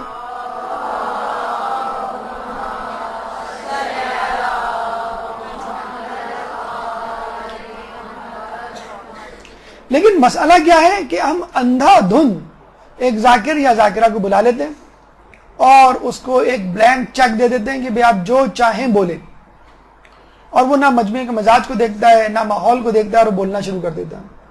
خدا را ذاکر کا انتخاب شہرت کی وجہ سے نہ کریں، اس کی علمیت اور اس کے تقوی کی وجہ سے کریں۔ حدیث میں آیا ہے کہ آخری زمانے میں لوگ عالم کو اس کے لباس اور شہرت کی وجہ سے پہچانیں گے، یعنی جس نے لباس نہ پہنا ہو وہ عالم نہیں، جو مشہور نہ ہو وہ عالم نہیں۔ جبھی آج ذاکر یا ذاکراؤں کو بلانے سے پہلے پوچھا جاتا ہے کیا یہ ٹی وی پہ آتے ہیں، یا یہ مشہور ہیں، یا یہ کتنا معاوضہ لیتے ہیں۔ اب یہ بھی ایک نعوذ باللہ غلط چیز ہمارے یہاں پیدا ہوتی جا رہی ہے کہ جو جتنا معاوضہ لے گا وہ اتنا ہی بڑا، جسے کہتے ہیں کہ ذاکر یا ذاکرہ۔ تو بلانے والے کو علم و تقوی کی بنیاد پر بلائیں، اس کو موضوع دیں، باقاعدہ اس موضوع کے ساتھ ساتھ نکات بھی دیں کہ آپ کو ان نکات پر بولنا ہے، کیونکہ ہمارے خاندان میں، ہمارے ماحول میں، ہمارے محلے میں، ہمارے اڑوس پڑوس میں یہ مسائل ہیں، ہم چاہتے ہیں ان پہ گفتگو کریں۔ اگر غیر شیعہ افراد موجود ہیں مجلس میں تو بتلا دیا جائے کہ ذرا تبرے سے احتیاط کی جائے اور تھوڑے سے مبہم الفاظ استعمال کیے جائیں۔ بلکہ ہونا تو یہ چاہیے، جیسے ہم نے کہا کہ رسومات عزاداری تبلیغ دین کا حصہ کیسے بنے، آپ اپنی مجلسوں میں غیر شیعہ افراد کو بلائیں۔ ابھی میں ایک آرٹیکل پڑھ رہا تھا جس کو ایک سنی نے لکھا، اور اس طرح لکھا کہ آرٹیکل پڑھتے پڑھتے آپ کے آنسو نکل آئے، اور اس نے شروع میں لکھا آرٹیکل کے کہ میں سنی ہوں، میں شیعہ نہیں ہوں، اور میرے یہ عقیدے ہیں۔ اور پھر جو اس نے لکھا آپ سن کے حیران ہوں گے کہ اس نے کیسے لکھا۔ اس نے یہی لکھا کہ ٹھیک ہے میں سنی ہوں، اس کا مطلب یہ تو نہیں میں حسین کو بلا دوں۔ اگر میں شیعہ نہیں ہوں اس کا مطلب یہ تو نہیں کربلا کا واقعہ ہوا ہی نہیں تھا۔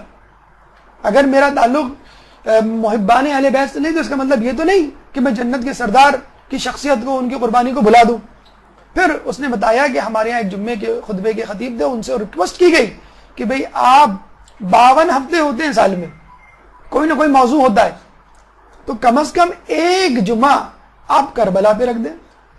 غیر شیعہ کی افراد کی بات کر رہا ہوں کہ اس نے ریکویسٹ کی اپنے جمعے کے خطیب سے آپ ایک جمعہ حسین پہ بولیں، کربلا پہ بولیں۔ اور کہتے ہیں کہ جب اس سنی مولانا نے اس جمعے کے خطبے میں جب کربلا کی بات شروع کی تو لوگ دھاڑے مار مار کے رونے لگے۔ کون؟ غیر شیعہ افراد۔ ایک درود پڑھ دیں محمد والے محمد۔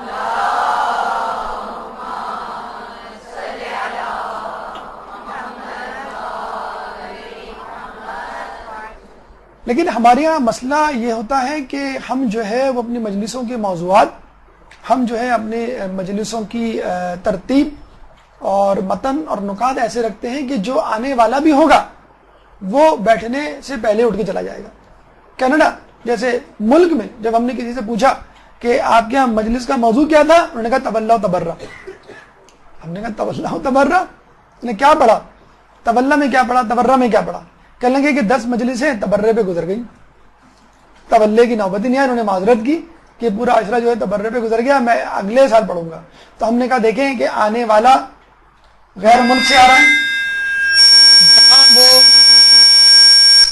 آنے والا غیر ملک سے آ رہا ہے, جہاں وہ مجلس پڑھ رہا ہے وہ کینیڈا, لیکن مجلس اپلوڈ ہوگی یوٹیوب پہ, ویمیو پہ, انٹرنیٹ پر, فیس بک پر, اور دیکھی جائے گی تمام جگہوں پہ. وکٹمائز کون ہوں گے, شکار کون بنیں گے؟ پاکستانی قوم. شکار کون بنے گا؟ عراق کے قوم. شکار کون بنے گا؟ UAE کی عوام. تو جہاں پہ شیعہ حضرات جو ہیں وہ اقلیت میں ہیں, تو وہاں تو آپ بچ جائیں گے, لیکن یہاں کے لوگوں کو کیسے بچائے گا؟ تو خدا را ایسے موضوعات کا انتخاب کریں کہ جس میں آپ لوگوں کو اپنی طرف اٹریکٹ کر سکیں. جب آپ نے تولہ کر دیا, تبرہ خود بھی ہو گیا, اور ضروری نہیں کہ تبرہ جو ہے واضح طور پہ علی الاعلان یا نام لے کر ہو. تو اپنی مجلسوں میں, اپنی گفتگو میں, اپنی محفلوں میں اگر آپ غیر شیعہ افراد کو لانا چاہتے ہیں تو خدا را توحید اور فضائل اہل بیت اور مصائب اہل بیت پہ زیادہ سے زیادہ توجہ دیں تاکہ ہمارا پیغام دوسروں تک پہنچے. دوسری یہ بات کہ مجلس اہل بیت کی محبت کا ذریعہ ہو, اپنی شان و شوکت کا وسیلہ نہیں کہ ہم نے اتنے قسم کے کھانے رکھے, ہم نے اتنے لاکھ خرچ کیے, ہم نے ایک ایک کو 5 نیازیں دی, اور ہم نے فلاں ڈیکوریشن یا کیٹرنگ سروس کا جو ہے انتظام کیا تھا, اور فلاں آیا, فلاں نہیں آئی. اب آپ نے اس کو کراس لگا دیں, ہم بھی ان کی مجلس میں نہیں جائیں گے, یہ ہماری مجلس میں کیوں نہیں آئی. حد یہ ہو گئی ہے کہ ایک جگہ کسی خاتون کے والد کا انتقال ہوا, میت سامنے رکھی ہوئی ہے, آنسو بہ رہے ہیں, اور ان کے سسرال میں سے چند افراد آئے تو وہ روتے روتے پوچھ رہی ہیں کہ فلاں آئی, کہ نہیں وہ تو نہیں آئی. کیوں؟ وہ بیمار ہے. کل تو میں نے ان کو شاپنگ سینٹر میں دیکھا تھا, آج وہ بیمار پڑ گئی. روتے روتے باپ کی میت سامنے پڑی ہوئی ہے. ہمارا یہ حال ہو گیا, اور مجلسوں میں بھی کم و بیش یہی حال ہونے لگا ہے کہ آپ گنتے ہیں, باقاعدہ نوٹ کرتے ہیں کون آیا کون نہیں آیا, اور جو نہیں آیا ہم اس سے بدلہ لیں گے. تو یہ انداز جو ہے صحیح نہیں.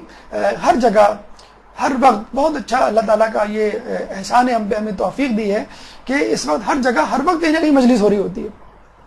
تو آپ لوگوں کی مصروفیات کو مد نظر رکھیں. اگر کوئی نہیں آیا تو اس سے بدلہ لینے کی ضرورت نہیں ہے, اور جو آیا اس کو اپنی شان و شوکت دکھانے کی ضرورت نہیں ہے. جیسے ہم نے بتایا کہ ریاکاری شرک اصغر ہے. مصائب کے بارے میں بڑی خوبصورت ایک آیت کوٹ کی جاتی ہے, سورہ نساء کی آیت نمبر 148, لا يحب اللہ الجہر بالسوء من القول الا من ظلم وکان اللہ سمیعا علیما, کہ اللہ کو یہ پسند نہیں کہ علی الاعلان بدگوئی کی جائے مگر یہ کہ کسی پر ظلم ہوا ہو, اور اللہ بہترین سننے والا جاننے والا ہے.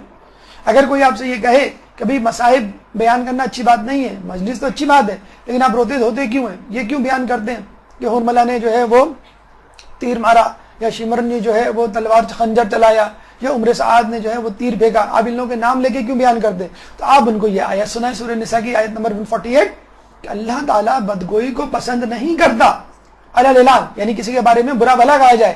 ہاں اگر کسی نے ظلم کیا ہو تو آپ اس کے بارے میں علی الاعلان بدگوئی, جو کہ غیبت نہیں کہلائے گی, کر سکتے ہیں, اس کے گناہ کا اعلان کر سکتے ہیں. ورنہ گناہ کا بتانا بھی گناہ ہے, یہاں گناہ نہیں ہوگا کیونکہ آپ ظالم کو بے نقاب کر رہے ہیں.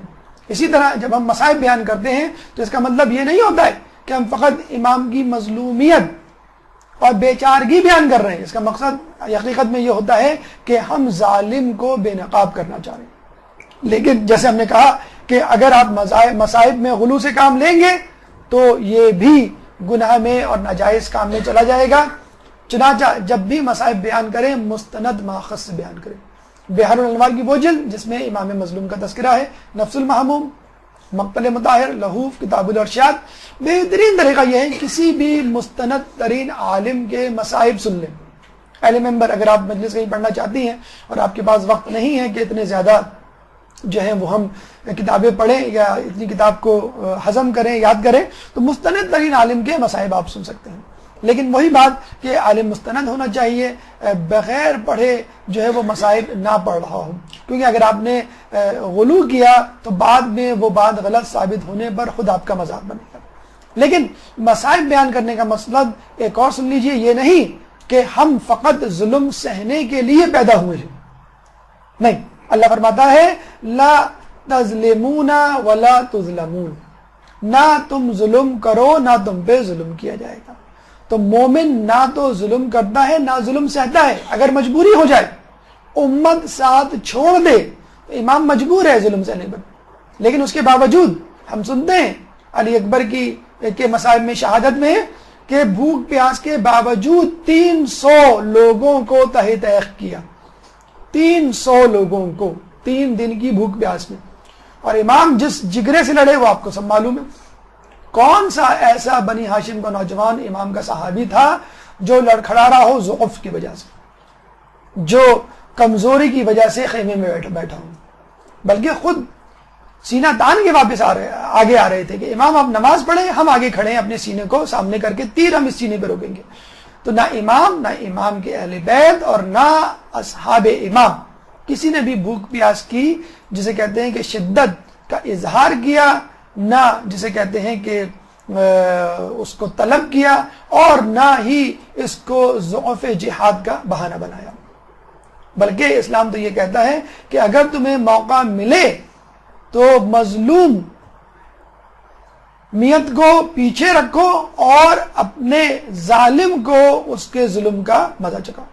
چنانچہ ہمیں ملتا ہے کہ امیر مختار نے جب قاتلان حسین کے لوگوں سے بدلہ لیا تو امام مختار کے اس فعل پر خوش ہو. ماتم یہ اس وقت سب سے زیادہ متنازع مسئلہ بن چکا ہے، اور ماشاءاللہ آپ لوگ اتنی ویڈیو کلپس سن چکے ہوں گے کہ آپ کے اذان واضح ہوں گے. مختصر سا بیان کریں گے مزید کسی کنٹروورسی میں پڑھے بغیر کہ رسومات بشمول ماتم. آپ یہ دیکھیں کہ آپ کے مرجع کا فتویٰ کیا ہے. آپ کا مرجع کا جو فتویٰ ہے آپ اس پہ عمل کریں. اگر مرجع کا فتویٰ موجود نہیں تو فی العالم سے رجوع کریں. فتوے میں جرح، تنقید اور اس پہ تبصرہ عبث ہے، کیونکہ ہمارا نہ وہ مقام ہے نہ وہ علم کہ ہم کسی مجتہد کے فتوے پہ تبصرہ کریں. کیوں دیا، کیسے دیا، کیا علت ہے، یہ درس خارج کی بحث ہے. اس بحث کو گلی کوچوں میں خدارہ لے کے نہ جائیں. نیاز بدعت ہے. کس طرح بدعت ہے؟ رسول اللہ نے جب اس بدعت کا آغاز کیا ہو تو پھر یہ بدعت نہیں کہلائے گی، یہ سنت کہلائے گی. وَأَنذِرْ عَشِيرَتَكَ الْأَقْرَبِينَ. ہم تو مجلس ختم ہونے کے بعد کھلاتے ہیں، رسول اللہ نے دعوت دینے سے پہلے کھلایا، اور اس کو نقصان بھی ہوا کہ لوگ بھاگ گئے. پہلے دن، دوسرے دن پھر بھاگ گئے، تیسرے دن رسول نے روکا نہیں، بات سن کے جاؤ. پھر رسول اللہ نے اپنی بات مکمل کی اور کہا کہ میں ایسا دین لے کے آیا ہوں جو کامیابی فلاح کی ضمانت ہے. کون میرا ساتھ دے گا؟ یہ نہیں کہا کون قبول کرے گا. اگر کون قبول کرے گا کہتے تو علی کا ایمان، علی کا اسلام خطرے میں پڑ جاتا کہ علی نے دعوت ذوالعشیرہ کے دن اسلام قبول کیا. جی نہیں، کون میرا ساتھ دے گا؟ علی نے کہا میں ساتھ دوں گا. اس کا مطلب ہے کہ قبول کر لیا تھا، قبول کیے ہوئے آئے تھے اس دنیا میں، تو ساتھ دینا تھا. ساتھ دینے کے لیے اللہ کے رسول نے کہا تھا. باقی لوگوں نے نہ قبول کیا نہ ساتھ دینے کا اعادہ کیا. تو رسول نے اس بدعت کی، نعوذ باللہ اگر یہ بدعت ہے تو اس کی ابتدا کی اور پہلے کھلایا. چنانچہ اگر ہم، بلکہ اس کو چھوڑیے، ایک عقلی دلیل ہے کہ آپ کے گھر میں کوئی مہمان 10 منٹ کے لیے بھی آتا ہے تو پانی پلائے بغیر، کولڈ ڈرنک پلائے بغیر، شربت اور چائے کافی پلائے بغیر آپ اس کو نہیں جانے دیتے. گھنٹے 2 گھنٹے کے لیے آ جائے فوراً دسترخوان بچھا کے بیٹھ جاتے. برا لگتا ہے کوئی آدمی آئے، بلکہ ناراضگی دشمنی کا سبب شبہ کیا جاتا ہے کہ آپ ہم سے ناراض ہیں، آپ دشمن ہیں ہمارے، آپ کھانا نہیں کھا رہے، آپ پانی نہیں پی رہے. قبیلہ بنی سعد کو امام نے کیا 2 نصیحتیں کی تھیں کہ ہمارے بے گور و کفن لاشیں دفنا دینا، اور جو ہماری زیارت کے لیے آئے تو 3 دن تک ان کا خیال رکھنا. امام بھوکے پیاسے چلے گئے. محرم کے ابتدائی ایام میں ہم بچوں کو نصیحت کرتے ہیں، دیکھو بیٹا کوئی لذیذ چیز، لذیذ کھانے کی فرمائش نہیں کرنا، محرم کے ایام ہے. ان 10 ہی دنوں میں امام ہمارے لیے لذیذ کھانوں کا انتظام کر دیتے. یہ امام کر رہے ہیں انتظام، ہم نہیں کر رہے. کہ ہمارا جی چاہتا ہے مرغ مسلم توڑیں، پلاؤ کھائیں، بریانی کھائیں، لیکن ایام ازاں ہیں ہم نہیں کرتے، لیکن امام انتظام کرتے ہیں ہمارے لیے. امام اپنے گھر والوں سمیت اس دنیا سے بھوکے پیاسے چلے گئے، لیکن اپنے رونے والوں کے لیے انتظام کر گئے کہ نہیں، میں تم لوگوں کو اچھا کھلانا چاہتا ہوں. جو لوگ عراق جاتے ہیں آج بھی آپ دیکھیے، جہاں کھڑے ہو جائیے آپ پریشان ہوتے ہیں کہ اتنی لمبی قطار ہے اور یہ کیا مسئلہ ہے، اور یہ دکاندار پیسے بھی نہیں لے رہا. آپ ڈرتے ڈرتے اس سے مانگتے ہیں اور وہ دے دیتا ہے. مشی یعنی جو نجف سے کربلا پیدل چلتے ہیں، 3 دن جاتے ہیں، کوئی کسی سے کچھ پیسہ نہیں لے رہا. تو آپ حیران ہو رہے ہوتے ہیں، ہاتھ پیر دبا رہے ہوتے ہیں، لوگ منتیں سماجتیں کر رہے ہوتے ہیں کہ ہمارے کیمپ میں جو ہے وہ بیٹھ جاؤ. ایک شخص نے کہا کہ یہاں پہ ہر چیز موجود ہے، حلوے بھی موجود ہیں، پلاؤ بھی موجود ہے، لیکن مجھے اپنی پسند کی چاکلیٹ نہیں ملے گی یہاں پر۔ 10 قدم چلا ہوگا، وہاں پہ ایک کھوکے پہ، ایک ٹھیلے پہ ایک شخص وہی چاکلیٹ لیے کھڑا ہوا تھا جو اس نے مانگی تھی 10 قدم پہلے۔ تو امام کو آپ کی پسند ناپسند بھی معلوم ہے۔ تو امام پہ رونے والوں کے لیے امام نے کتنا بڑا احسان کیا ہے کہ میں اپنی قوم ملت کو، اپنی امت کو بھوکا پیاسا نہیں چھوڑ کے جاؤں گا۔ تو جب امام نہیں چاہتے کہ اس کے در سے کوئی بھوکا پیاسا جائے تو ہم کیوں چاہیں گے؟ وہ ایک صاحب کے لیے بڑا اچھا واقعہ ملتا ہے کہ بعض لوگ آپ نے دیکھا ہوگا وہ لائن میں لگ کر نیاز لینا بڑا معیوب اور بڑا آکورڈ سمجھتے ہیں، اور اگر پیسے والے ہوں، کھاتے پیتے گھرانے کے ہوں تو کہتے ہیں ٹھیک ہے ہم گھر جا کے کھا لیں گے، اور یہی چیز اگر مل رہی ہے تو ہم رستے سے کہیں سے خرید کے کھا لیں گے۔ تو ایک ان کا جو ہے یہ وتیرہ تھا، وہ نہیں لیتے تھے۔ وہ کسی بیماری میں مبتلا ہوئے، جب بیماری میں مبتلا ہوئے تو ٹھیک ہو کے نہیں تھی، ان کی بہن نے جو ہے منت مانی، یا جسے کہتے ہیں کہ دعا کی بہت، خواب میں دیکھا تو پتہ چلا کہ طبیب کربلا صحابی امام نے کہا کہ تم جو ہے اپنے بھائی سے کہو کہ وہ نیاز کیوں نہیں چکتا، اس میں اس کی دوا ہے۔ جب بھائی کو بیان کیا تو بھائی نے کہا کہ ہاں واقعی میں سستی اور کسی شرمندگی کے باعث میں نیاز نہیں چکتا، اب میں کروں گا۔ اب وہ پہلے یہ کیا کرتے تھے، زیادہ سے زیادہ اپنے ڈرائیور سے منگا لیا کرتے تھے، اب خود بنفس نفیس قدموں سے چل کر گئے، قطار میں کھڑے ہوئے نیاز لی اور اس کو چکھا اور اس کو کھایا۔ اور یہ بھی کوئی معیوب نہیں ہے کہ وہیں کھڑے ہو کے کھا لے یا وہیں کہیں منڈیر پہ بیٹھ کے کھا لیں، کچھ لوگ اس کو بھی آکورڈ سمجھتے ہیں، کوئی مذائقہ نہیں، جتنی جلدی نیاز چکی جائے اتنا اچھا۔ تو آپ جب نیاز چکتے ہیں کہتے ہیں کہ اس میں شفا ہے، اور کہتے ہیں کہ ان کو وہ جو بیماری لاحق تھی وہ ختم ہو گئی۔ اوج کے وزیر کا واقعہ آپ نے سنا ہوگا کہ کس طرح ایک وزیر جو ہے وہ شربت بنایا کرتا تھا دودھ کا، اور لوگ اس شربت کو پینے کے لیے دور دور سے آیا کرتے تھے، اور ایک دفعہ جو ہے وہ اس کو جیل میں ڈال دیا گیا، اور چاند رات کو وہ آزاد ہوا۔ آتے ہی بیگم اور بچوں کا نہ پوچھا، اس نے یہ کہا کہ یہ بتاؤ شربت کی چیزیں ہیں؟ بیگم نے کہا نہیں، فقط چینی پانی ہے۔ تو چلو میں اسی کا شربت بناؤں گا۔ بنایا تو لوگوں نے اتنا نہیں پیا، اچھا خاصا شربت بچ گیا۔ آدھی رات کو دستک ہوئی، کچھ لوگ نظر آئے، چہرے مورے سے غیر ہندوستانی لگتے تھے، کہنے لگے ہم مسافر ہیں، پیاسے ہیں، پانی مل جائے گا؟ اس نے کہا کیوں نہیں، سارا پانی، ساری نیاز ختم ہو گئی۔ وہ بڑا شکر گزار ہوا اللہ کہ تو نے جو ہے میرا جو ہے وہ میری نیاز قبول کر لی۔ جب پوچھا تم کون ہو تو پتا چلا کہ اس شخص نے تعارف کرایا کہ میں حبیب ابن مظاہر ہوں، جو امام کی طرف سے تمہاری طرف آیا ہوں، یہ بتلانے کے لیے کہ امام نے تمہاری نیاز کو قبول کر لیا۔ تو یہ نیاز جتنی اچھی ہو سکتا ہے کھلائیں، اس میں کوئی قباحت نہیں، جتنی لذیذ، جتنی مہنگی، جتنی آپ کی استطاعت ہے، سال بھر میں ایک مرتبہ آپ کرتے ہیں تو جتنی استطاعت کے مطابق ہو، جتنی شان کے مطابق ہو کہ آپ پہ بہت زیادہ بوجھ نہ پڑے، لیکن کوشش کریں پیسے بچا کے اس نیاز کو کھلائیں کہ یہ مؤلفۃ القلوب میں سے ہے۔ یعنی لوگوں کو اسلام کی طرف راغب کرنے کے لیے اگر پیسے خرچ کرنے پڑے تو اس میں کوئی قباحت نہیں، کھانا کھلانا پڑے، کپڑے دینے پڑے، کوئی چیز دینی پڑے، کوئی قباحت نہیں۔ جلوس ایک ایسی آٹومیٹک مارکیٹنگ ہے کہ جو ہمیں مجبور نہیں کرتی کہ ہم میڈیا کے سامنے گھٹنے ٹیکیں کہ آؤ ہماری جلوس کی کوریج کرو، آؤ چیلم کی جو ہے فوٹوگرافز لو یا ویڈیو بناؤ۔ سڈنی میں جہاں مسلمان تو بہت دور کی بات، آپ کو شیعہ کہاں ملیں گے، شیعہ تو دور کی بات، مسلمان کہاں ملیں گے؟ اس عاشور پہ سڈنی آسٹریلیا کے شہر سڈنی میں 10,000 لوگوں کا مجمع تھا کہ تمام میڈیا کے کیمرے وہاں پہنچ گئے کہ یہ 10,000 لوگ کیوں آ گئے؟ انہوں نے کہا کہ بھئی یہ چہلم میں اس لیے آ گئے، عاشور اس لیے آ گئے۔ بھئی عاشور کیا ہوتا ہے؟ اس دن امام شہید ہوئے تھے، یہ کیوں ہوئے تھے؟ پوری تفصیل بتائی گئی، خود بخود ہمارا پیغام پہنچ گیا۔ ایران میں عاشور کے دن چھٹی تھی، ظاہر سی بات ہے، جرمن سفیر باہر نکلا، اس نے جو ہے کہا کہ چلو آج گھوم دیں، پتہ چلا کہ ایک سڑک بند، اس نے کہا دوسری سڑک پہ لے لو، اس نے کہا چلو دوسری سڑک پہ چلتے، دوسری سڑک بند، تیسری سڑک بند، پورا شہر بند۔ اس نے کہا کیا ہو گیا شہر کو؟ کہنے لوگ باہر آ گئے۔ کیوں باہر ہے؟ کس نے بلایا تھا؟ کسی نے نہیں بلایا۔ کیوں آئے؟ آج عاشور کا دن، بلانے والا بھی کوئی نہیں اور کوئی آرگنائز کرنے والا بھی کوئی نہیں، بس لوگ خود نکل گئے۔ عاشور کا دن ہے، اس دن ہم نہیں بیٹھ سکتے۔ اس نے پوچھا یہ کس شخص کی یاد میں، کس واقعے کی یاد میں منایا جا رہا ہے؟ اس نے کہا امام حسین کی یاد میں منایا جا رہا ہے۔ پھر تمام تفصیل پوچھی تو کہنے لگا کہ خدا کی قسم اگر اس جیسا لیڈر ہمارے پاس ہوتا تو ہم پوری دنیا کو مسلمان کر دیتے۔ تو یہ ہے ہمارے جلوس کی برکت، یہ ہے ہمارے جلوسوں کا اثر، یہ ہے ہمارے رسومات عزاداری کہ جس سے لاکھوں کروڑوں لوگ مسلمان ہو رہے ہیں۔ لیکن چونکہ یہ ایک آفیشیل چیز نہیں ہے، لیکن آپ اگر ویب سائٹس پہ جا کے وائی ڈیڈ آئی کنورٹ، میں کیوں شیعہ ہوا پوچھیں، تو کئی لوگوں کو جو جن چیزوں نے شیعہ کیا ہے وہ ہمارے اعمال عزاداری نے نہیں کیا ہے. میں یہ نہیں کہہ رہا کہ یہ ان کا اثر ہے، لیکن رسومات عزاداری بھی اپنی جگہ مسلم ہے، ان کی وجہ سے بھی لوگ کنورٹ ہوتے ہیں، شیعہ ہوتے ہیں. چہلم 2 کروڑ کا مجموعہ.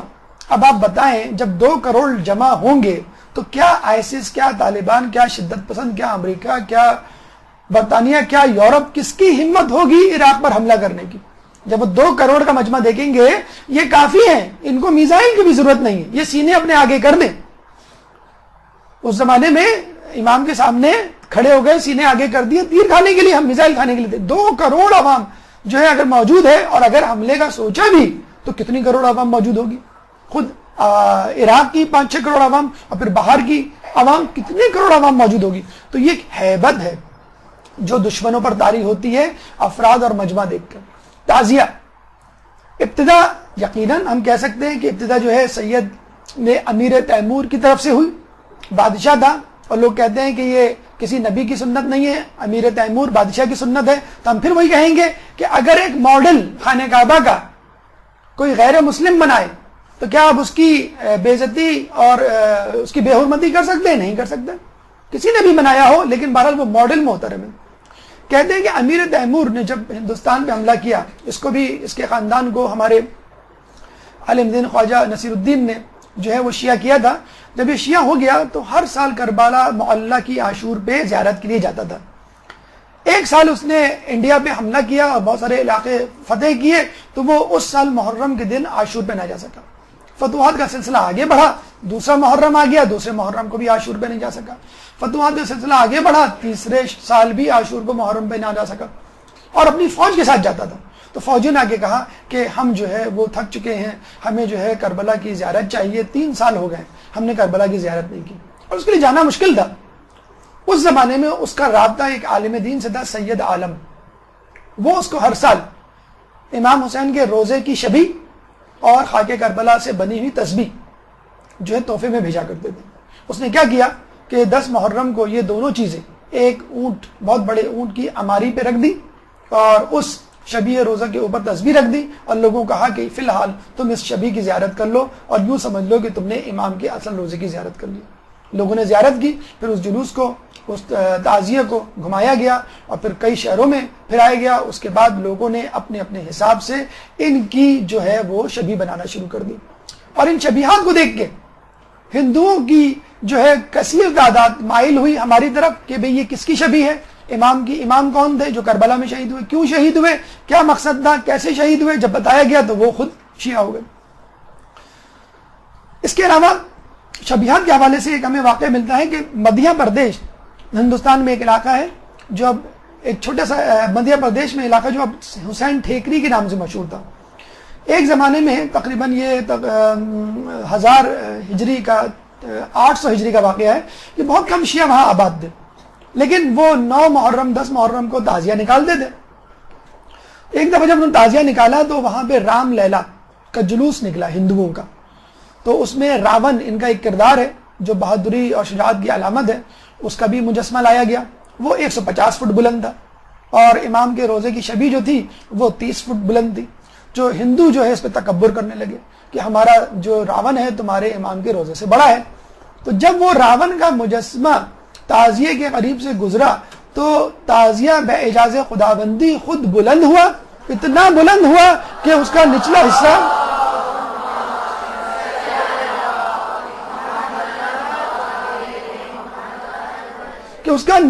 حصہ راون کے سر کے اوپر تھا، اور لوگوں نے لبیک یا حسین یا حسین زندہ باد کے نعرے لگائے. آپ تصور کر رہے ہیں کہ یہ منظر دیکھ کے کتنے ہندو شیعہ ہوئے ہوں گے. یہ ان کی خلوص، ان کی نیت تھی جس کی وجہ سے وہ تعزیہ جو ہے وہ بلند ہوا اور لوگ اتنے شیعہ ہوئے. پھر ان تعزیوں کو لے جا کر سمندر میں ٹھنڈا کیا گیا. دوسرے دن اور دیگر تعزیوں سمیت دوسرے دن اس علاقے کے لوگ جب اس پہاڑی کی طرف سے گزر رہے تو دیکھا کہ وہ تعزیے پھر دوبارہ اس پہاڑی پہ موجود ہے. واپس آئے، پورے شہر کو بلایا کہ دیکھو یہ کیا معجزہ ہوا. یا پورا شہر پہنچا تو وہاں تعزیے تو موجود نہیں تھے، لیکن اس پہاڑ کی مٹی سے عجیب سی خوشبو آ رہی تھی. لوگوں نے وہاں پہ حرمین یعنی امام حسین اور حضرت عباس کے روزوں کی شبیہات بنائی. اب وہ علاقہ پورے شیعہ علاقے میں تبدیل ہو چکا ہے. کیوں؟ اس تعزیے کی برکت سے, اس رسم کی برکت سے.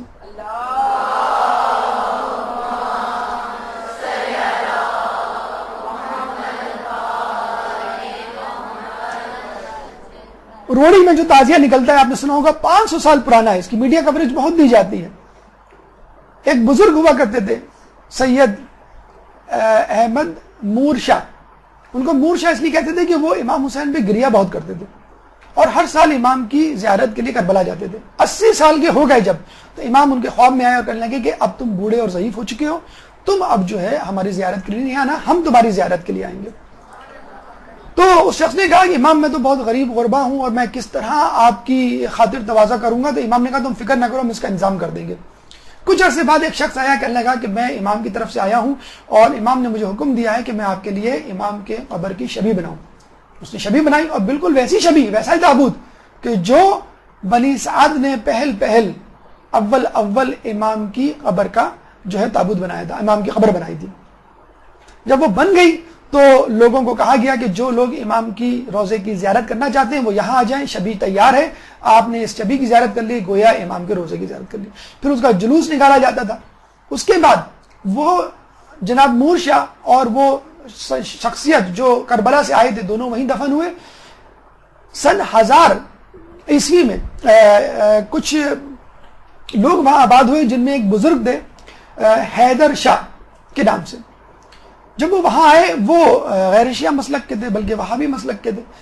جب 10 محرم کو جلوس نکلا تو وہ باہر نکلے اپنے دوستوں کے ساتھ, اپنے حواریوں کے ساتھ, کہ یہ کیا مسئلہ ہے. تو لوگوں نے بتایا کہ یہاں پہ جو تعزیہ نکلتا ہے ہر سال اور وہ لوگ تعزیے کو لے کے جا رہے ہیں.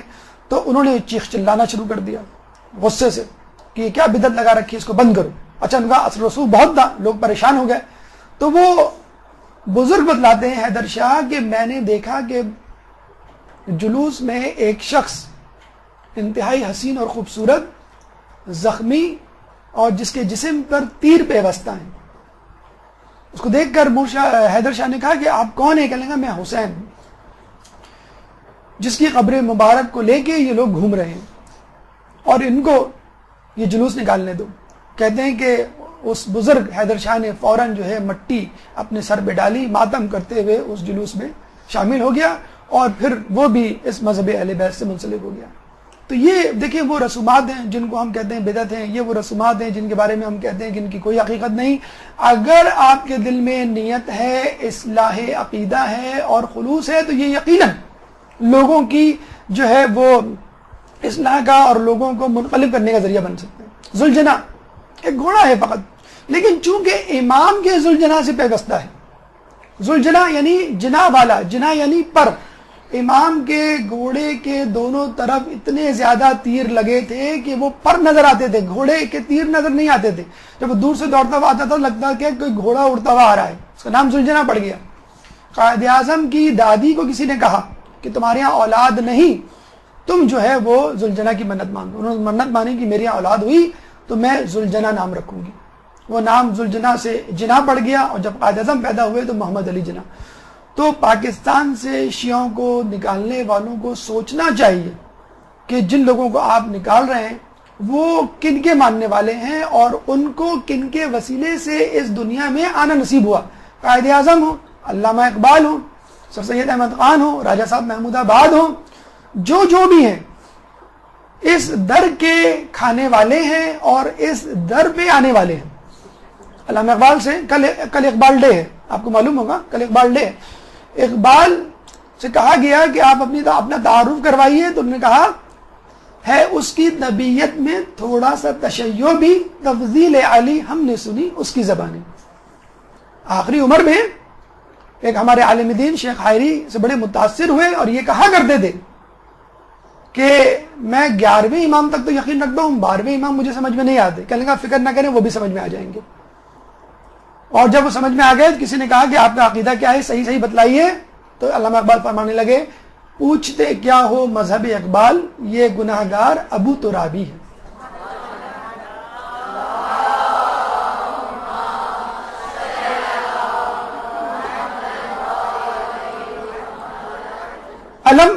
جب اپنے گھر پہ لگائیے، جلوس میں نکالیے تو اس کے ساتھ مشکیزہ بھی رکھیے، اور ان دو شخصیات کو یاد رکھیے کہ جس کے ہاتھ تو گیلے ہوئے لیکن لب گیلے نہیں ہوئے، کہ میں کیسے پانی پی لوں، میری سکینہ جو ہے وہ پیاسی ہوگی. جس نے اپنے آپ میں قابو رکھا اور تلوار نہیں نکالی کہ تمہیں جو ہے وہ پانی لانے کی ذمہ داری سونپی گئی ہے، اور جب وہ پانی لانے کے لیے گئے تو دشمن نے کس طرح ان پہ وار کیا، ان کی مشکیزے پہ وار کیا کہ اس کی جان اس مشکیزے میں ہے، اس مشکیزے کو کسی طرح ختم کر دو، یہ ختم ہو جائے گا. ہاتھ قلم کیے گئے اور اس کے بعد سینے پہ وار کیا گیا. اور ایسے مصائب تھے، جب مصائب پڑے جاتے ہیں تو کہا جاتا ہے کہ تم نے ادھورے مصائب پڑھے. بی بی آ کے کہتی ہیں خواب میں کہ تم نے ادھورے مصائب پڑھے، تمہیں یہ تو بتانا چاہیے تھا کہ عباس جب زمین پر آئے تو اپنے سر کے بل آئے، ہاتھوں کے بل نہیں آئے. جھولا جناب علی اصغر کی یاد. ہمارے یہاں تو ایسی ایسی مثالیں ہیں کہ 6 مہینے کا بچہ معرفت رکھتا ہے. جوان علی اکبر کی اور بوڑھے حبیب ابن مظاہر کی بات تو چھوڑیے، ایک بچہ معرفت رکھتا ہے. کراچی سے گیا ہوا یہ جھولا اس وقت کربلا میں موجود ہے. جن صاحب کے پاس سے گیا تھا، کراچی میں رہنے والے، عزاداری برپا کرنے والے، ان کے اڑوس پڑوس، ان پہ گرم ہونے والے، ان کو بدعتی کہنے والے. جب یہ جھولا تیار ہوا تو ان صاحب نے کہا کہ ہمارے یہاں یہ بات بہت مشہور ہے، اگر آپ جھولے سے کوئی نیاز چکھ لیں تو آپ کی اولاد ہو جائے گی. تو وہ غیر شیعہ فرد، وہ فیملی وہاں گئی، اس عورت نے وہ نیاز چکھی تو اس کی یہاں اولاد ہو گئی. تو ہم تو وہ ہیں کہ جو ان کو بھی دیں کہ جو ہمیں نہ مانے. امام نے مروان بن حکم کو کھانا دیا، لباس دیا، رہنے کو مکان دیا. کون؟ مروان بن حکم، جس نے سب سے پہلے امام حسین کے قتل کے لیے راہ ہموار کی تھی. تو ان رسومات عزاداری کو تبلیغات کا ذریعہ یوں بنایا جا سکتا ہے کہ اس میں ہماری نیت صحیح طور پہ شامل ہو، ہمارا خلوص شامل ہو، ہم خود اپنی اصلاح کریں. بہرحال لب لباب اس گفتگو کا یہ ہے کہ ہمارا بنیادی مقصد عزاداری قائم کرنا ہے، لیکن عزاداری کی کیفیت کو ہر شہر اور علاقے کی رسومات پہ چھوڑ دیا گیا ہے. اور جب تک کسی خاص قسم کی عزاداری قرآن اور مکتب اہل بیت کی قدروں اور اصول کے منافی نہ ہو تو ہم اس وقت تک اس قسم کی عزاداری کے جائز ہونے کے قائل ہو سکتے ہیں. محدث نوری، مستدرک الوسائل. آخر میں مولانا رومی کا یہ شعر: گرب گویم شرح ایمانی تمام، صد قیامت با گزد وینا تمام. اگر اس واقعے کی شرح مکمل بیان کی جائے تو 100 قیامتیں گزر جائیں گی، لیکن یہ شرح مکمل نہیں ہوگی. اللہ تعالیٰ سے دعا ہے کہ ہمیں رسومات عزاداری کو ادا کرنے کی، اپنی اصلاح کرنے کی اور ان کو تبلیغات کا ذریعہ بنانے کی توفیق عطا فرما. یا اللہ ہمیں روزہ امام حسین کی اور اہل بیت کے روزوں کی زیارت نصیب فرما، قیامت کے دن ان کے ساتھ ہمیں محشور فرما اور ہمیں ان کی شفاعت نصیب فرما. وآخر دعوانا ان الحمد للہ رب العالمین. برحمتك يا أرحم الراحمين، وصلى الله على محمد وآله الطاهرين.